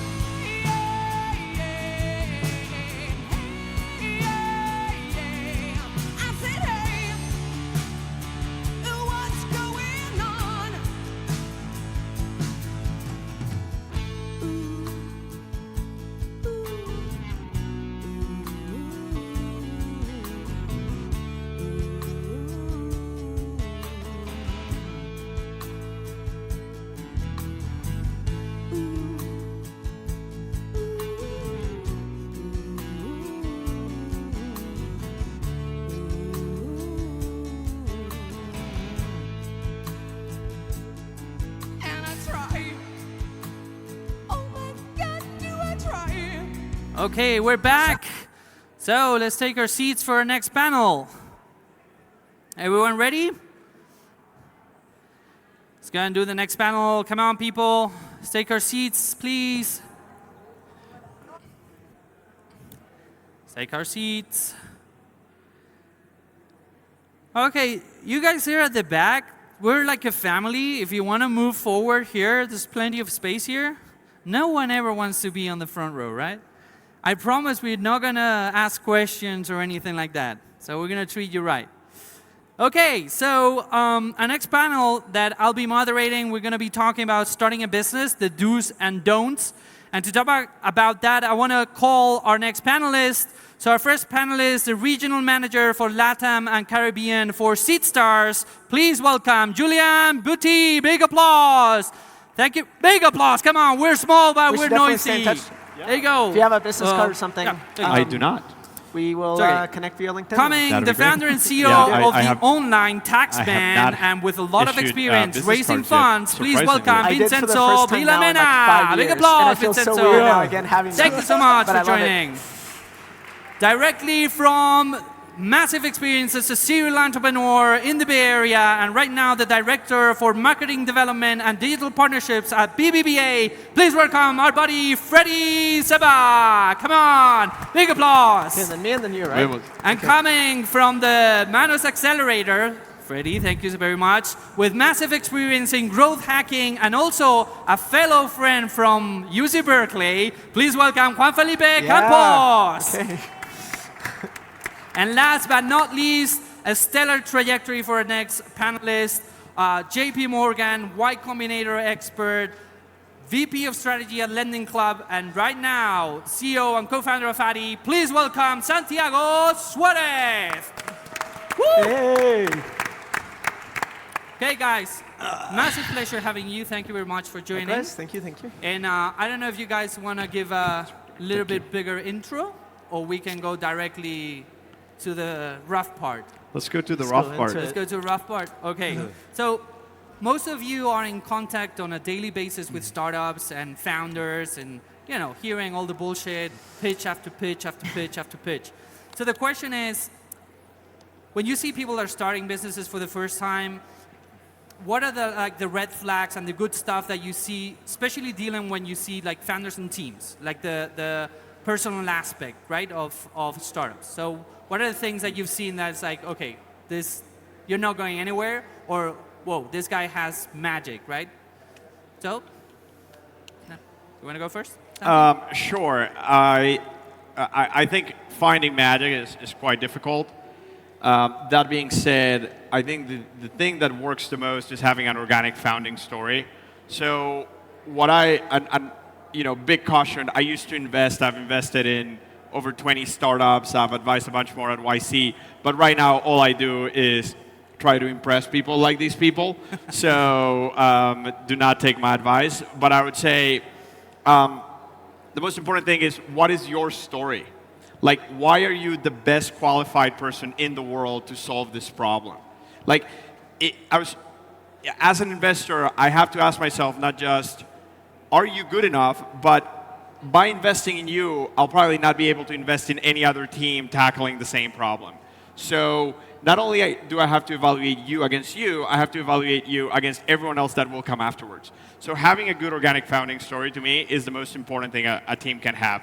And I'll let these guys tell you about the I'm just curious, so what do you tell your investors now? What do I tell my investors? I tell them I did financial services, I did technology, and I'm from Colombia, and I'm going to build a financial technology company in Colombia. So there's a bit of founder market fit. It's a good match. Yeah, exactly. Yeah. Juan Felipe? Love that. So I would say in general, whenever founders hear that investors are investing in the team, especially really early on, right? Like accelerator programs, incubators, you're investing in the team. And I think a lot of founders think, that just means I have to be really nice and really charismatic. That's investing in the team, right? They have to believe that I'm like a good person. And it's not true. It's like, to your point, it's, do these people have a unique advantage? Are they uniquely positioned to be the best in the world at solving that problem? And what I am amazed by whenever, like to your point, we're looking at hundreds of pitch decks, is founders that lack the self-reflection to ask themselves, am I uniquely qualified? And if the answer is no, for different reasons, maybe they didn't work in that sector before, they're trying to do a B2B platform, but they never actually worked in that industry, or whatever the case may be, or they're doing a consumer product, but they don't have a good growth plan, a good go-to-market strategy. So what I'm always amazed by is the lack of self-awareness to then surround themselves with amazing co-founders, with an amazing advisory board that can bring that unfair advantage to the table. So this is both what I noticed, and like a little bit of advice would be to both recognize that that is what an investor looks for, not because they are gatekeepers of money, but just because that is also what you should be looking for, is, are you uniquely positioned to be able to solve that problem and become a household name across the world in your industry? And if not, can you surround yourself with the right people? If you can do that, I'm happy as I look across the roster, yeah. Oh, there's so many questions that come to mind right now with this. Anyway, Freddie. So I look for passion. I mean, are you the right person to do this? But also, are you passionate enough? Because some of you, like myself, like this panel that have engaged in starting up a company in Silicon Valley or what have you, you're going to fail many, many, many times. You're going to knock a lot of doors, VC's doors, and people are going to tell you you're nuts, it doesn't work. So the fact that you can go back and just be very objective, being able to take that as a positive outcome, i.e. I'm getting this highly paid VC or highly paid partner giving me advice for me to go back and get my minimum viable product next to the next stage and what have you. So I look for passion, I look for honesty, I look for, are you the person who basically are doing this for the customer, i.e. or your patient or what have you? I mean, are you doing that for that? Are you centering your solution around the problem you're trying to solve? Or are you just, in ideas? As somebody would say, there's a lot of good ideas, places like this in Silicon Valley. Yeah. Execution, perseverance, honesty, that is going to make you unique. Yeah. No, I mean, I would say, I mean, obviously everyone said some really good points. I think a big thing is also just a really good balance, right? I mean, and not only in the sense of, you know, let's say one person being sort of the tech guy, the other person being the sales guy or whatnot, but almost, you know, how do the two founders or the founding teams really balance each other out and bring, you know, different skill sets to the table, right? So you talk about this sort of notion of being a visionary and the person, the idea guy going out, but then you also have, you know, the other side, like, you know, the integrator, which is somebody who's, you know, kind of reeling that person in, trying to do the operations and really trying to sort of fit everything in, you know, to the startup. So I think it's important to have a really good balance on the team and people really trying to balance each other out to obviously create a good product. Okay, Julie?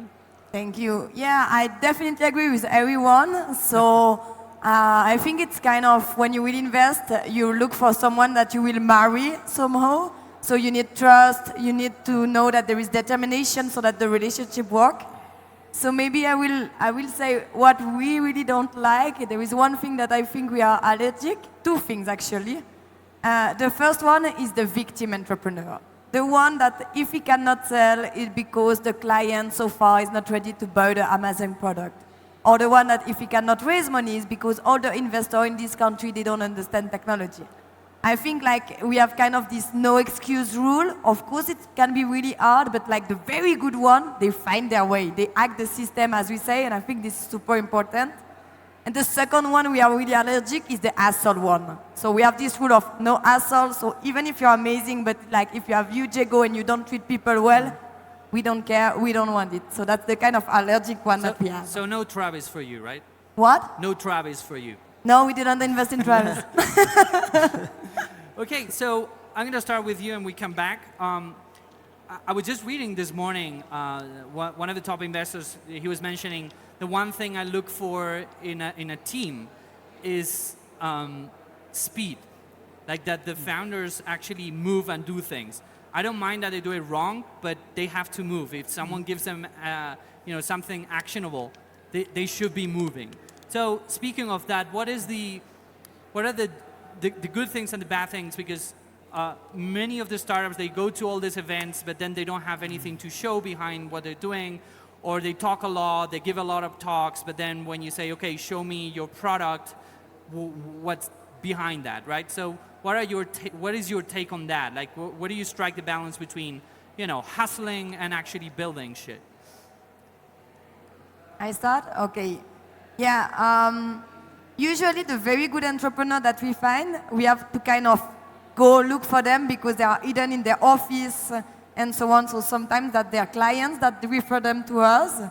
And I think that's something really interesting. There is a lot of entrepreneurs that are a lot of show, but they don't have a lot to show. And at some point, as soon as you are past the time of the pitch, you will enter in the discussion. And if you cannot show a product or attraction, it's really hard to validate the idea. And I think we are really looking for like kind of the hustler, but that have a team behind like accomplishing, and a hustler that have an idea of his product, right? So as good as it can be in sale, he needs to know how to talk to his tech team and to build the things together. And for me, definitely like we want people that are doer, that make things happen, and they're really important. No, it's true. I mean, and I think it has to be someone that's, you know, open to feedback, right? I mean, Yeah. you're, like to your point, you know, there's people that, you know, think they're the best and they're not open to listen to other people's ideas. And I think one of the biggest things about being an entrepreneur and doing these pitch things and obviously getting that feedback from VCs and from more experienced, you know, people that have done it, you know, 10 times over, right? And you know, I think the other thing is, you know, people really have to, you know, get mentors around them and obviously listen, right? It's more about being a listener and being able to pivot and do things according to, you know, what feedback you might give than just, you know, thinking you could do it all on your own. Yeah, I agree, and let me build on that. I mean, I think now is the best time to be an entrepreneur. I mean, it's so easy, so inexpensive to have a demo, to build an app, to do a minimum viable product. I mean, look, artificial intelligence. You can just have, you know, Amazon and put TensorFlow on top, and suddenly you have a product that could potentially leverage that. I mean, 10 years ago, you couldn't do anything like that. So make sure, I mean, the point is you want to be people who can basically hack the system, as you say, in the good way, not in the bad way. Somebody who can understand, again, going around the customer, making sure that you're building something, and show what you have. I mean, put a prototype, talk to 5 customers, put in front of people, and go back to your VCs and tell them, look, this is my minimum viable product. Yes, it's just, it's not the cleanest, but I have something that I show. I talk to customers, and let me share you the feedback, and can you guys help me? This is where I am again. Goes back to honesty, because you're going to need to build a relationship with your customers, with your VCs, with your partners. So again, making sure you strike that correct balance. Oh, that's really good. Let me just define how I see this problem, because you're saying, like, what's the balance between hustling and building things? The real problem that I see with this is that we all understand pivoting, and sometimes we feel like pivoting in our lives looks like this. We do this, and we go this, and then little by little we make progress, when in reality what we're doing is like this. And we end up staying like we're running in circles. And the reason why is that we're very quick to change the KPIs that we pick. We're very quick to change what it is that we measure. One week it's the email open rates, the other week it's the conversion, the other week it's MRR, then it's user signups, and that's when you get into a lot of trouble. And then you have to ask yourself, what, am I hustling or am I building? I would say you have to do 100% hustling, 100% building, and I don't mean 50-50. I literally mean they have to be the exact same thing. In a huge organization or in a small startup team, if you don't have everybody on the same page and you don't take very seriously the switching around of what you're measuring, it's going to feel like this, because then every time you're just changing something, moving quickly, you're working 120 hours a week, and you're not making any progress. So it's not even about working harder. It's just having that unity. Everyone is working in the same direction. And if you do decide to pivot, great, but it is a serious decision. And it's not that to your investors, to each other, and to yourself, you're just picking whatever the best metric of that day is. So you can report on that one and say everything's successful. That's when you come into that problem. It's kind of interesting, because if you take this out of context and you start thinking about meditation and mindfulness, that's exactly what this is about. Yeah. Like focusing on one thing at a time. Focus on one thing. I love the sentence, if you take nothing away from what I just said, simplicity is velocity. If you can make that be true in your own business, in your life, and you just know what it is, it's so much easier to get everyone on point. And then to your point, everyone's working on the same thing, and then you can move quickly. Exactly. Problem solved. Santi. Got nothing to add. I agree. Agreed. Okay, so then I'm going to throw another ball. There's an interesting thin line between having a product that no one gives a fuck about and achieving market fit. And I've found many times that people come to me and say, like, yeah, the product is working, and we have 3 people. And like, I'm not sure that qualifies as traction, right? And so where is the line? And connecting also, in your case, your background with the work you do with growth hacking, right? How do you take a project that's kind of on the line of product market fit and you kind of push it? What are the kind of things you would like to see, and the kind of things that you go like, okay, this is a no-no for a project? So I don't know how you can manufacture product market fit. Like, if your product doesn't work and if there's no market, there's no market. That being said, I think there are a couple things that work really, really well. Number one, and this is something we used to talk about all the time at YC, is focus on one metric. What is the metric? Track the metric daily. And it's just one metric. In our case, originations, that is the metric. The second thing is, the way you get to product market fit is pivoting. And I think startups go through 2 very, very different stages. Before you find product market fit, you should be as frugal as humanly possible. Couple people, and then maybe the market doesn't work here, maybe you move here, maybe you go here, and just start iterating. And as long as you keep the same metric around, and as long as you are somewhat methodical about your iterations, you'll figure it out very quickly. Or you'll figure out that there's no market. Once you hit that, then you go completely the opposite way. Then you actually should spend like crazy and dominate that market. But you should only do that once you get to product market fit. I would say the other thing, and I've seen this a lot in Latin America, you don't see that as much in the US because people have kind of sort of figured that out, is that it is a lot better, though, to have 3 people if next week you have 10 people and those people love your product and will die for it than if you have 5,000 people that are like, meh, this is okay. Yeah, downloaded the app once, used it Exactly. once. You want maniacal users that can then scale. And the wild thing, and you see companies like Stripe, you see companies like Airbnb, you see companies like Uber, is truly revolutionary and disruptive companies will take markets that people don't think exist and build them, which is why most VCs will not invest in them. But if you are one of the few lucky VCs that does, that's where your returns are. You made it, yeah. Very good point. I can give you the answer that has no exceptions and then the one that has exceptions. Because probably what you want to hear is this is the rule. But the one that has no exceptions is that it depends on the context. If it's B2B, if you're early stage, maybe it's an MOU, Memorandum of Understanding. Maybe it's an LOI, it's a letter of intent. Maybe it's a lot of them. Maybe it's a few of them if you're going enterprise. So it depends on context. And that's the answer that has no exceptions. The answer that has exceptions, and what I personally like to look for, is the virality coefficient. Like the moment you have referrals, the moment someone is telling their friends and you're able to track that, again, has exceptions. But the moment you can tell that your ideal target customer is sharing it with someone else, that's product market fit. Because then you know that if you're able to get it in front of more people, now you have exponential growth, and it's not just running more Facebook ads, it's just getting more of these evangelists that keep distributing it. That kind of connects to what Santiago was saying about maniacal users. Exactly. It's like, I'm trying to convert everyone I see to use this thing, right? Yeah, when they're obsessed and they're converting other people, at that point you know, okay, it's not just that we have good unit economic arbitrage, where the lifetime value is so much greater than the customer acquisition cost. Like, that's fine, but that's not going to help you scale to infinity, because you're always going to need more and more money for more and more Facebook ads. The moment you get that virality coefficient and you see the referrals and it starts thriving, that's when you know. Yeah, that's a good point.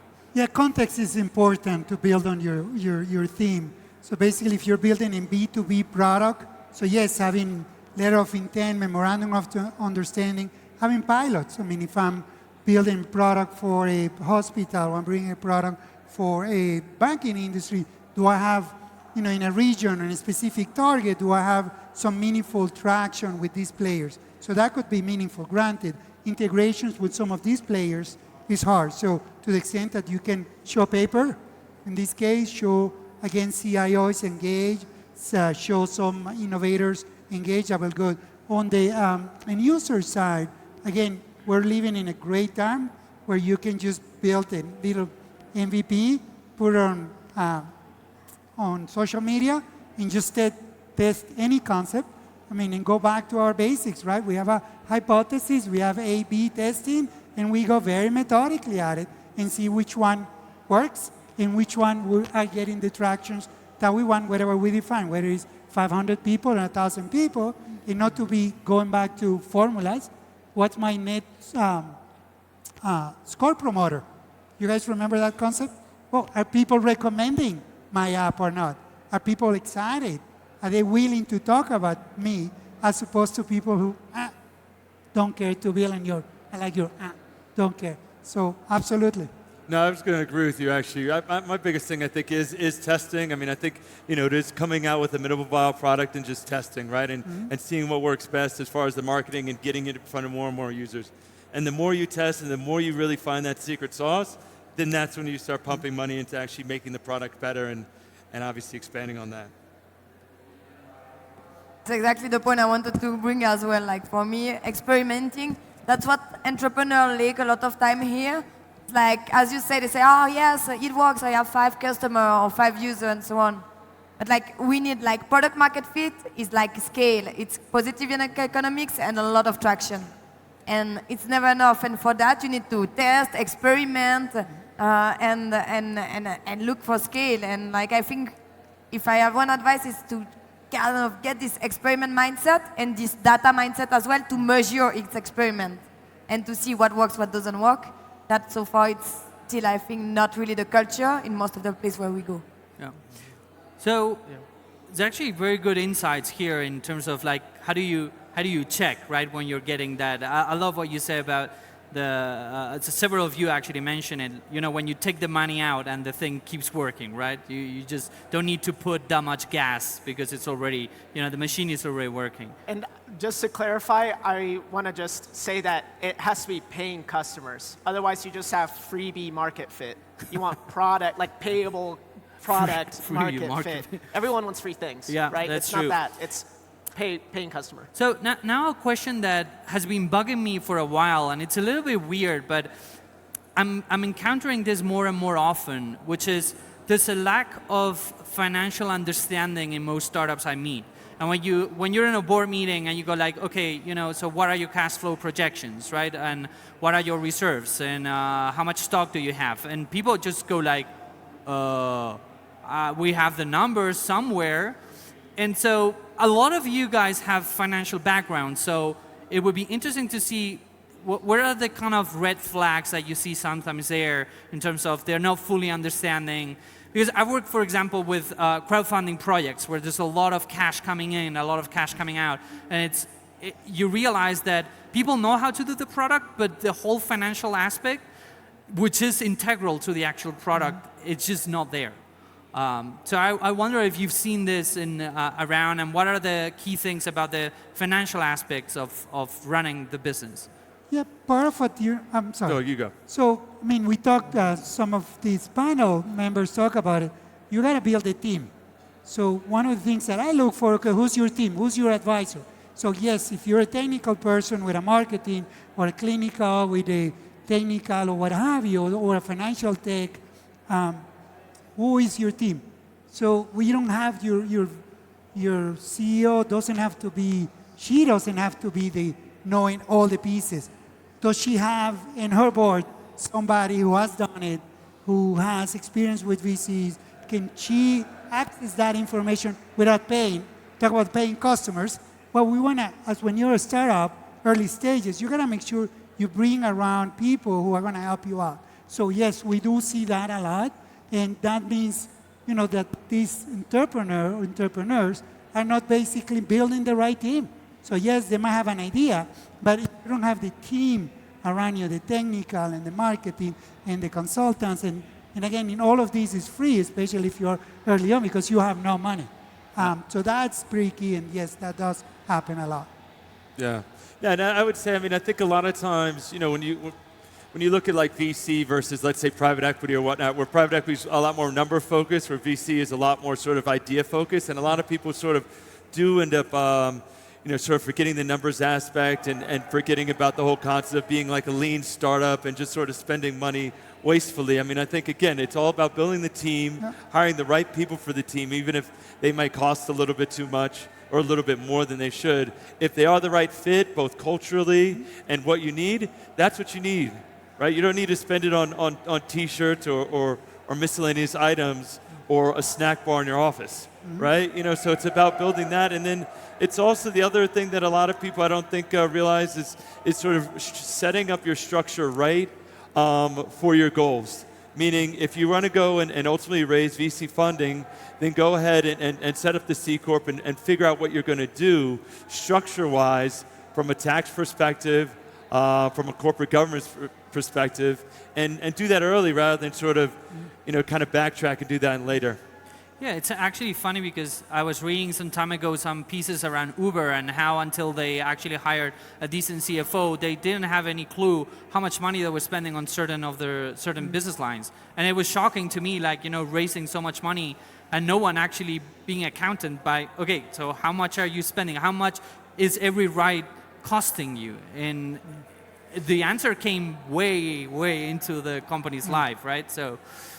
No, it's true. No one thinks about budgeting or whatnot. I mean, it could be just, listen, you know, hire a part-time CFO, hire somebody or an advisor or whatnot that's at least going to come in and tell you what you need to do. Because, again, everyone's focused on the product side and the marketing side, which obviously is important, but, you know, they forget the other stuff, right? Yeah, he touches on a neat point where nobody think about it, but VC, especially also if you're looking for VC's money, do it cleanly, nicely. I mean, they're going to do due diligence on you. Yep. So just make sure that, you know, since the beginning you incorporated for the city, the states, you're paying your taxes, which again, most of startups are not making money for a long time. So you won't have most of that. But make sure it's clean, because it's going to be very sad if you have a reputable set of VCs who love your idea, love the team, they're willing to invest on you, but suddenly they have a weird stuff that we understand is a startup. You had to hack it, to use your terms, but they cannot go to the LLPs and say, well, we have this great team, but look, there is all this weird stuff. So again, this is money well invested.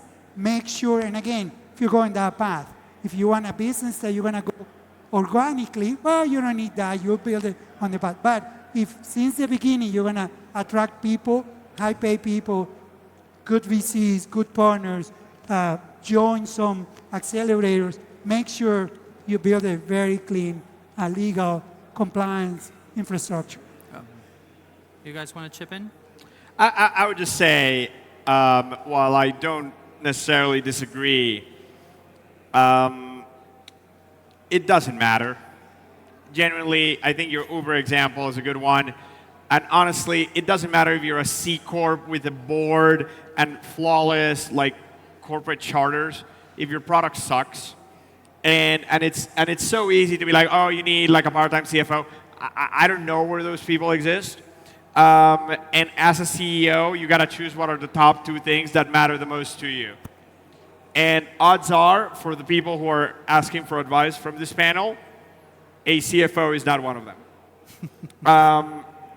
That being said, I also think that as a CEO, and it doesn't matter what your background is, you can be a painter, you can be a developer, you can be a chef, you got to know your business.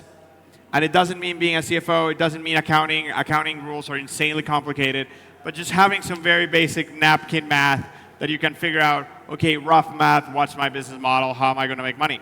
Sometimes the answer is, I don't know and I don't care. If you have Pinterest, Facebook, there are a number of these companies that you could argue, had they tried to monetize before, it would have been a silly waste of the CEO's time. So not to disagree totally with the panel here, but these things, I mean, as a CEO, get your business up and running. Make sure you don't have any like massive bumps behind you, but just focus on the product, focus on your clients, focus on your users, and then you start adding the infrastructure behind you. Nice. Anyone else wants to add? Here's a different perspective. Number 3. I like different perspectives. That's all we're here. So yeah, we'll get there. We'll get there. It's like different sides of the same story. I find less and less, kind of like what you're saying, I find less and less that I look at a financial projection or a pro forma and that I'm digging at the details of the way they incorporated or how and when they plan on hiring a certain person. That's less where I see that the problem is. Typically, if there's issues there, I think it's a symptom of what's all the way in the furthest right column, which is the expectation of growth. And something that we take a lot of pride in when we're in more inexpensive ecosystems, it's so cheap to hire talent. It's so cheap. So therefore, here we can hire a lot more people, and our growth can be like this. What ends up happening is we resent the prices of Silicon Valley. Oh, it's so expensive to live there. Oh, one engineer, it's going to cost you a ton of money.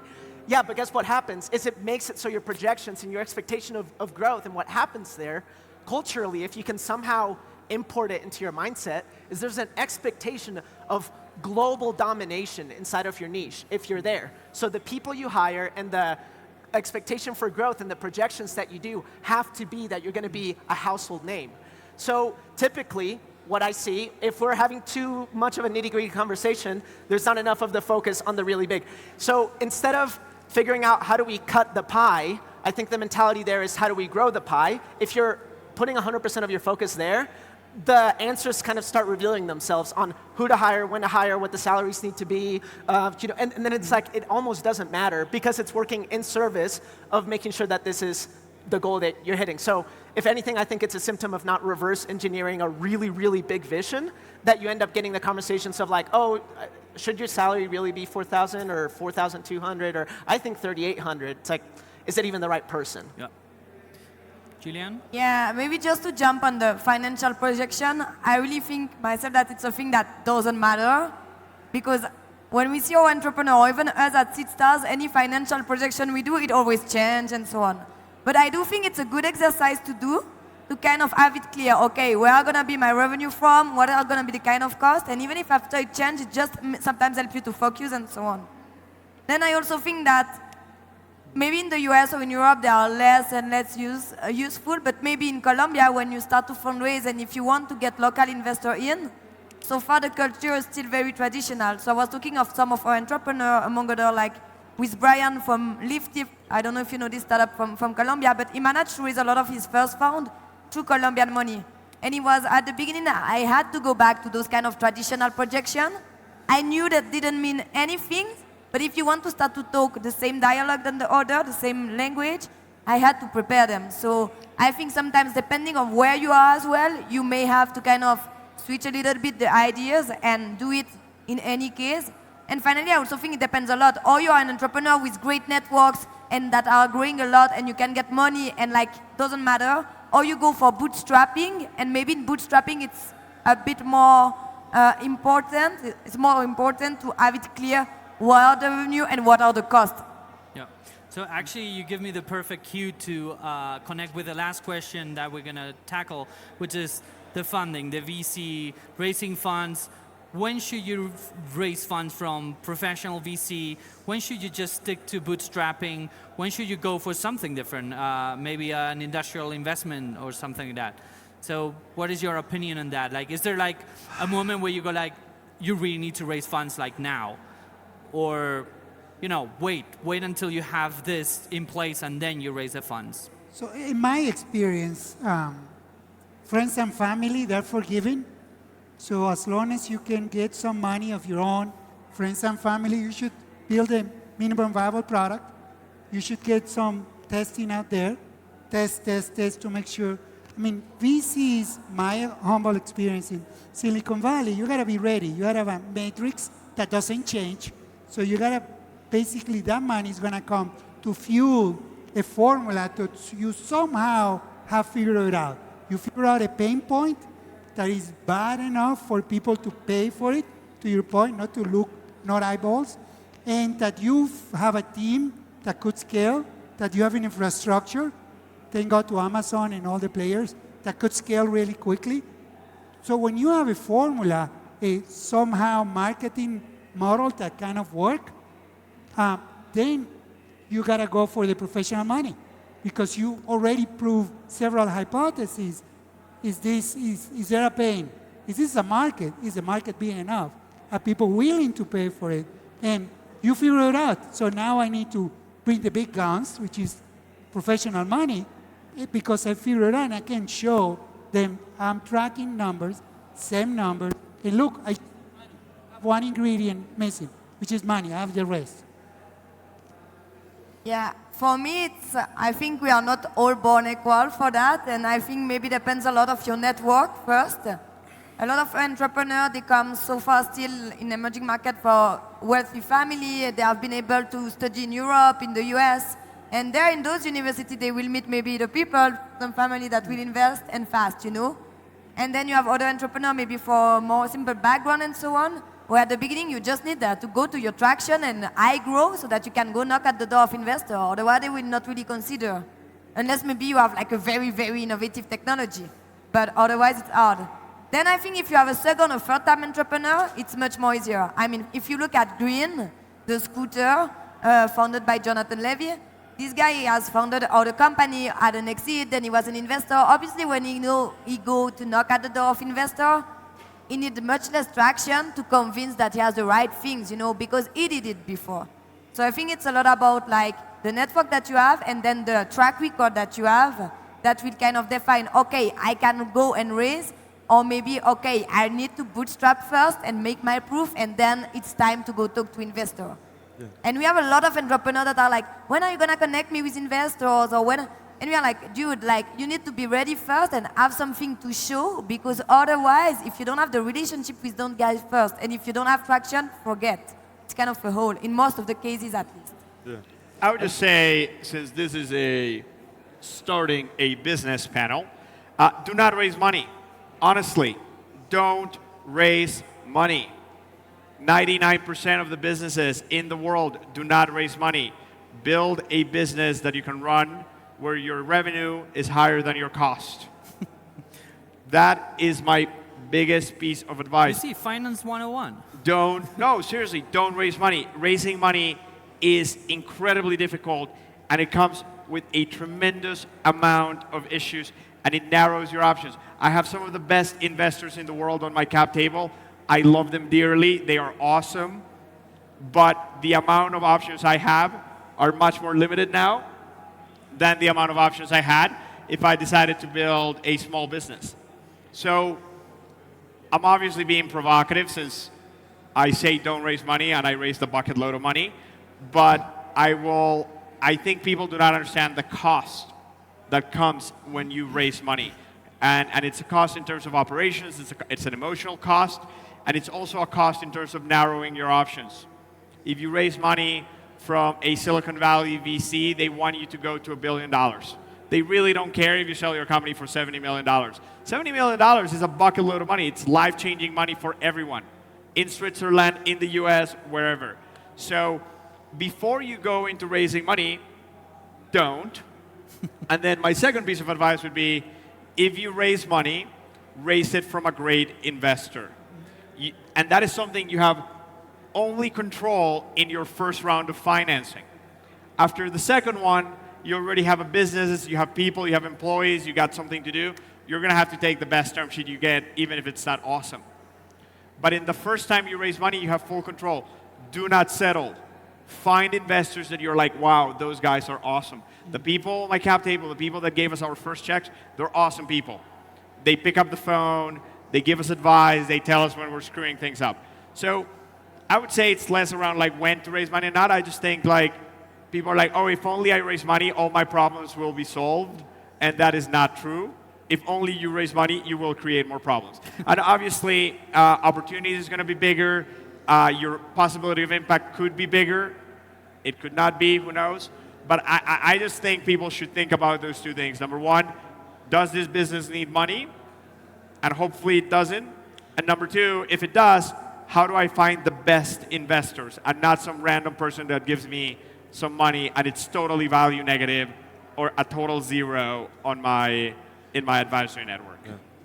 I agree with that, because I was going to say, I mean, I think it's not just about the money, right? It's about finding people that are strategically going to help you, that are going to add more than just the monetary aspect, but actually add value, be it relationships, be it advisory, and it is not just about the money, it's a lot more. Okay, final comment? Look, yes, and yes, don't raise money. Actually, the best resource for this, there's an amazing book, it's called Make, and the author is Peter Levels. If you really want to know how to not raise money, I think that's the best resource that exists for it. Yes, and the and part is that I love that this is the final question because we're going to tie it all together. We've been talking about product market fit, and then in the conversation we're like, actually it's product market founder fit, because if you have a great product, you have a great market, wrong founding team, guess what? You're not going to go anywhere. Now what you're saying is there's a new product, because VCs are not going to they're not going to be clients of your company. They are buying a piece of the company. So now you have two products. You have the actual product, and now you have a new company. And just like with pricing any product, the price of this is whatever the market is willing to pay for it. It's only worth $1 because there's nowhere you can get it for free here. So if you sell it for $1, people are willing to pay for it. That's why this is $1. The price of your company is only what people are willing to pay for it. So all of these points of like how you can make that more valuable, it's no different than adding features to a product. The cap is blue, it's plastic, you can recycle it. Those are benefits of the product, but the moment you're fundraising, now you need a completely different set of features for the company. And to your point, now you have two product lines, you're running two different companies, you're going to be generating different features. Do I have the right team? Is it the right scale? Is it the right time? Is it the right opportunity? Will it be $1 billion company? And now your operations are distracted. You have to deliver on an amazing product, and guess what? Now you have a completely different product called the company, and it's only worth what people are willing to pay for it. And the board meeting. Exactly. So if you're willing to actually set your expectations so high to build $1 billion company, have a $1 billion exit, if that is the route that you choose to go, there are amazing VCs out there, like the people that are on your cap table, like institutional investors, like corporate arms, and that's where you have to be creative and figure out the people that add the most value. If it's BBVA or whoever it is, they can add the most value to your company, and if and only if that is true, then you raise venture capital. And we just nailed it. So guys, big applause for our panel. Thank you so much for joining us. Thank you. It was a pleasure. Well, I hope you guys enjoyed it. We touched many different topics. So thank you very much, guys, for your advice. Yes, I'll stay here to, I need to check. So we're going to make a small pause. I'm going to check the winners, the finalists, and I'll come back. Okay? Don't move. Okay, don't move. Thank you very much, guys. Be right back. So Freddy, are you in charge Se of the... está volviendo común que digan que los jóvenes no nos informamos, que no leemos noticias, Que no pensamos, que nos distraímos un montón. y que somos caldo de cultivo para las fake news. Pero eso es mentira, es una vil mentira. Nosotros somos una generación informada. Es a través de la información como podemos participar en la toma de decisiones. Para construir un mejor país hay que saber informarse. Porque solo con la información podemos tomar buenas decisiones. Somos la generación del cambio. No traguemos entero, cambiemos esta vaina de una vez por todas. A los jóvenes tiene que interesarnos estar bien informados, porque solo con la información podemos tomar buenas decisiones. Y el campo financiero y económico no es algo que le compete exclusivamente a los bancos o al gobierno o a los economistas. Nos compete a todos, porque el dinero es una herramienta para cumplir los sueños. Y qué mejor manera de cumplirnos que cuando nos sabemos organizar, sabemos ahorrar, invertir para comernos el mundo, para estudiar, para construir un mejor país y para hacer lo que nosotros realmente queremos, nuestro sueño realidad. A las igualadas nos encanta estar informadas porque es a través de la información cómo podemos identificar la discriminación. O por ejemplo, cómo podemos encontrar esos espacios en donde todavía nos hace falta conquistar derechos a las mujeres. Es a través de la información cómo podemos participar en la toma de decisiones. Por eso nos encanta estar informadas. Para entender el mundo, para entender lo que pasa, para entender las fuerzas que nos quieren oprimir y silenciar y manipular. Para construir un mejor país hay que saber informarse. Hay que buscar, no deje que le metan los dedos a la boca. La información sigue siendo poder, pero el poder es inútil si no tiene una causa. Infórmese, no se quede quieto, no sea pasivo, busque, pregunte, sea escéptico, pero también apoye las iniciativas de periodismo que buscan darle la información que usted necesita.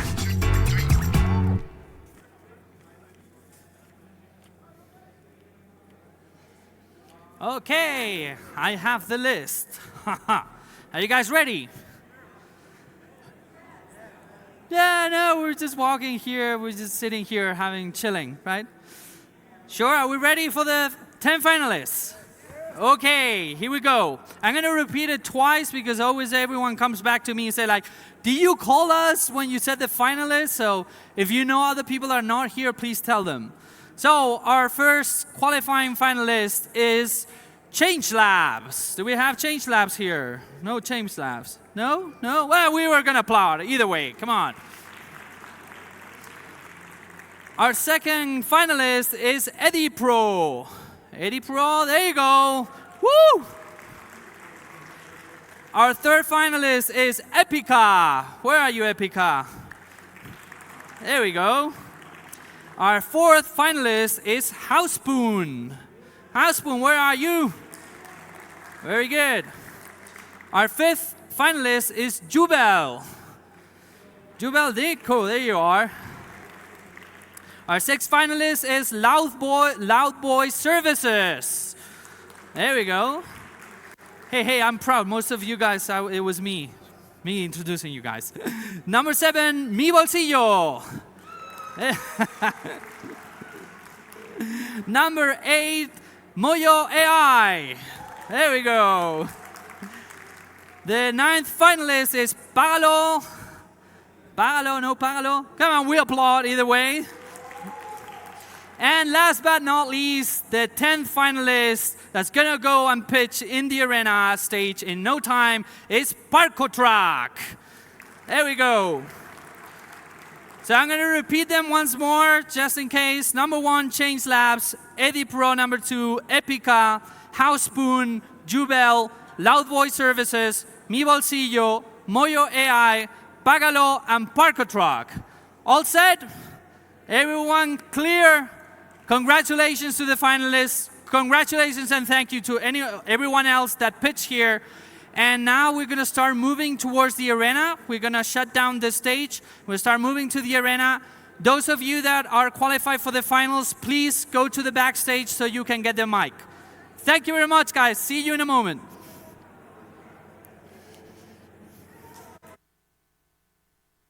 All the time in this institution.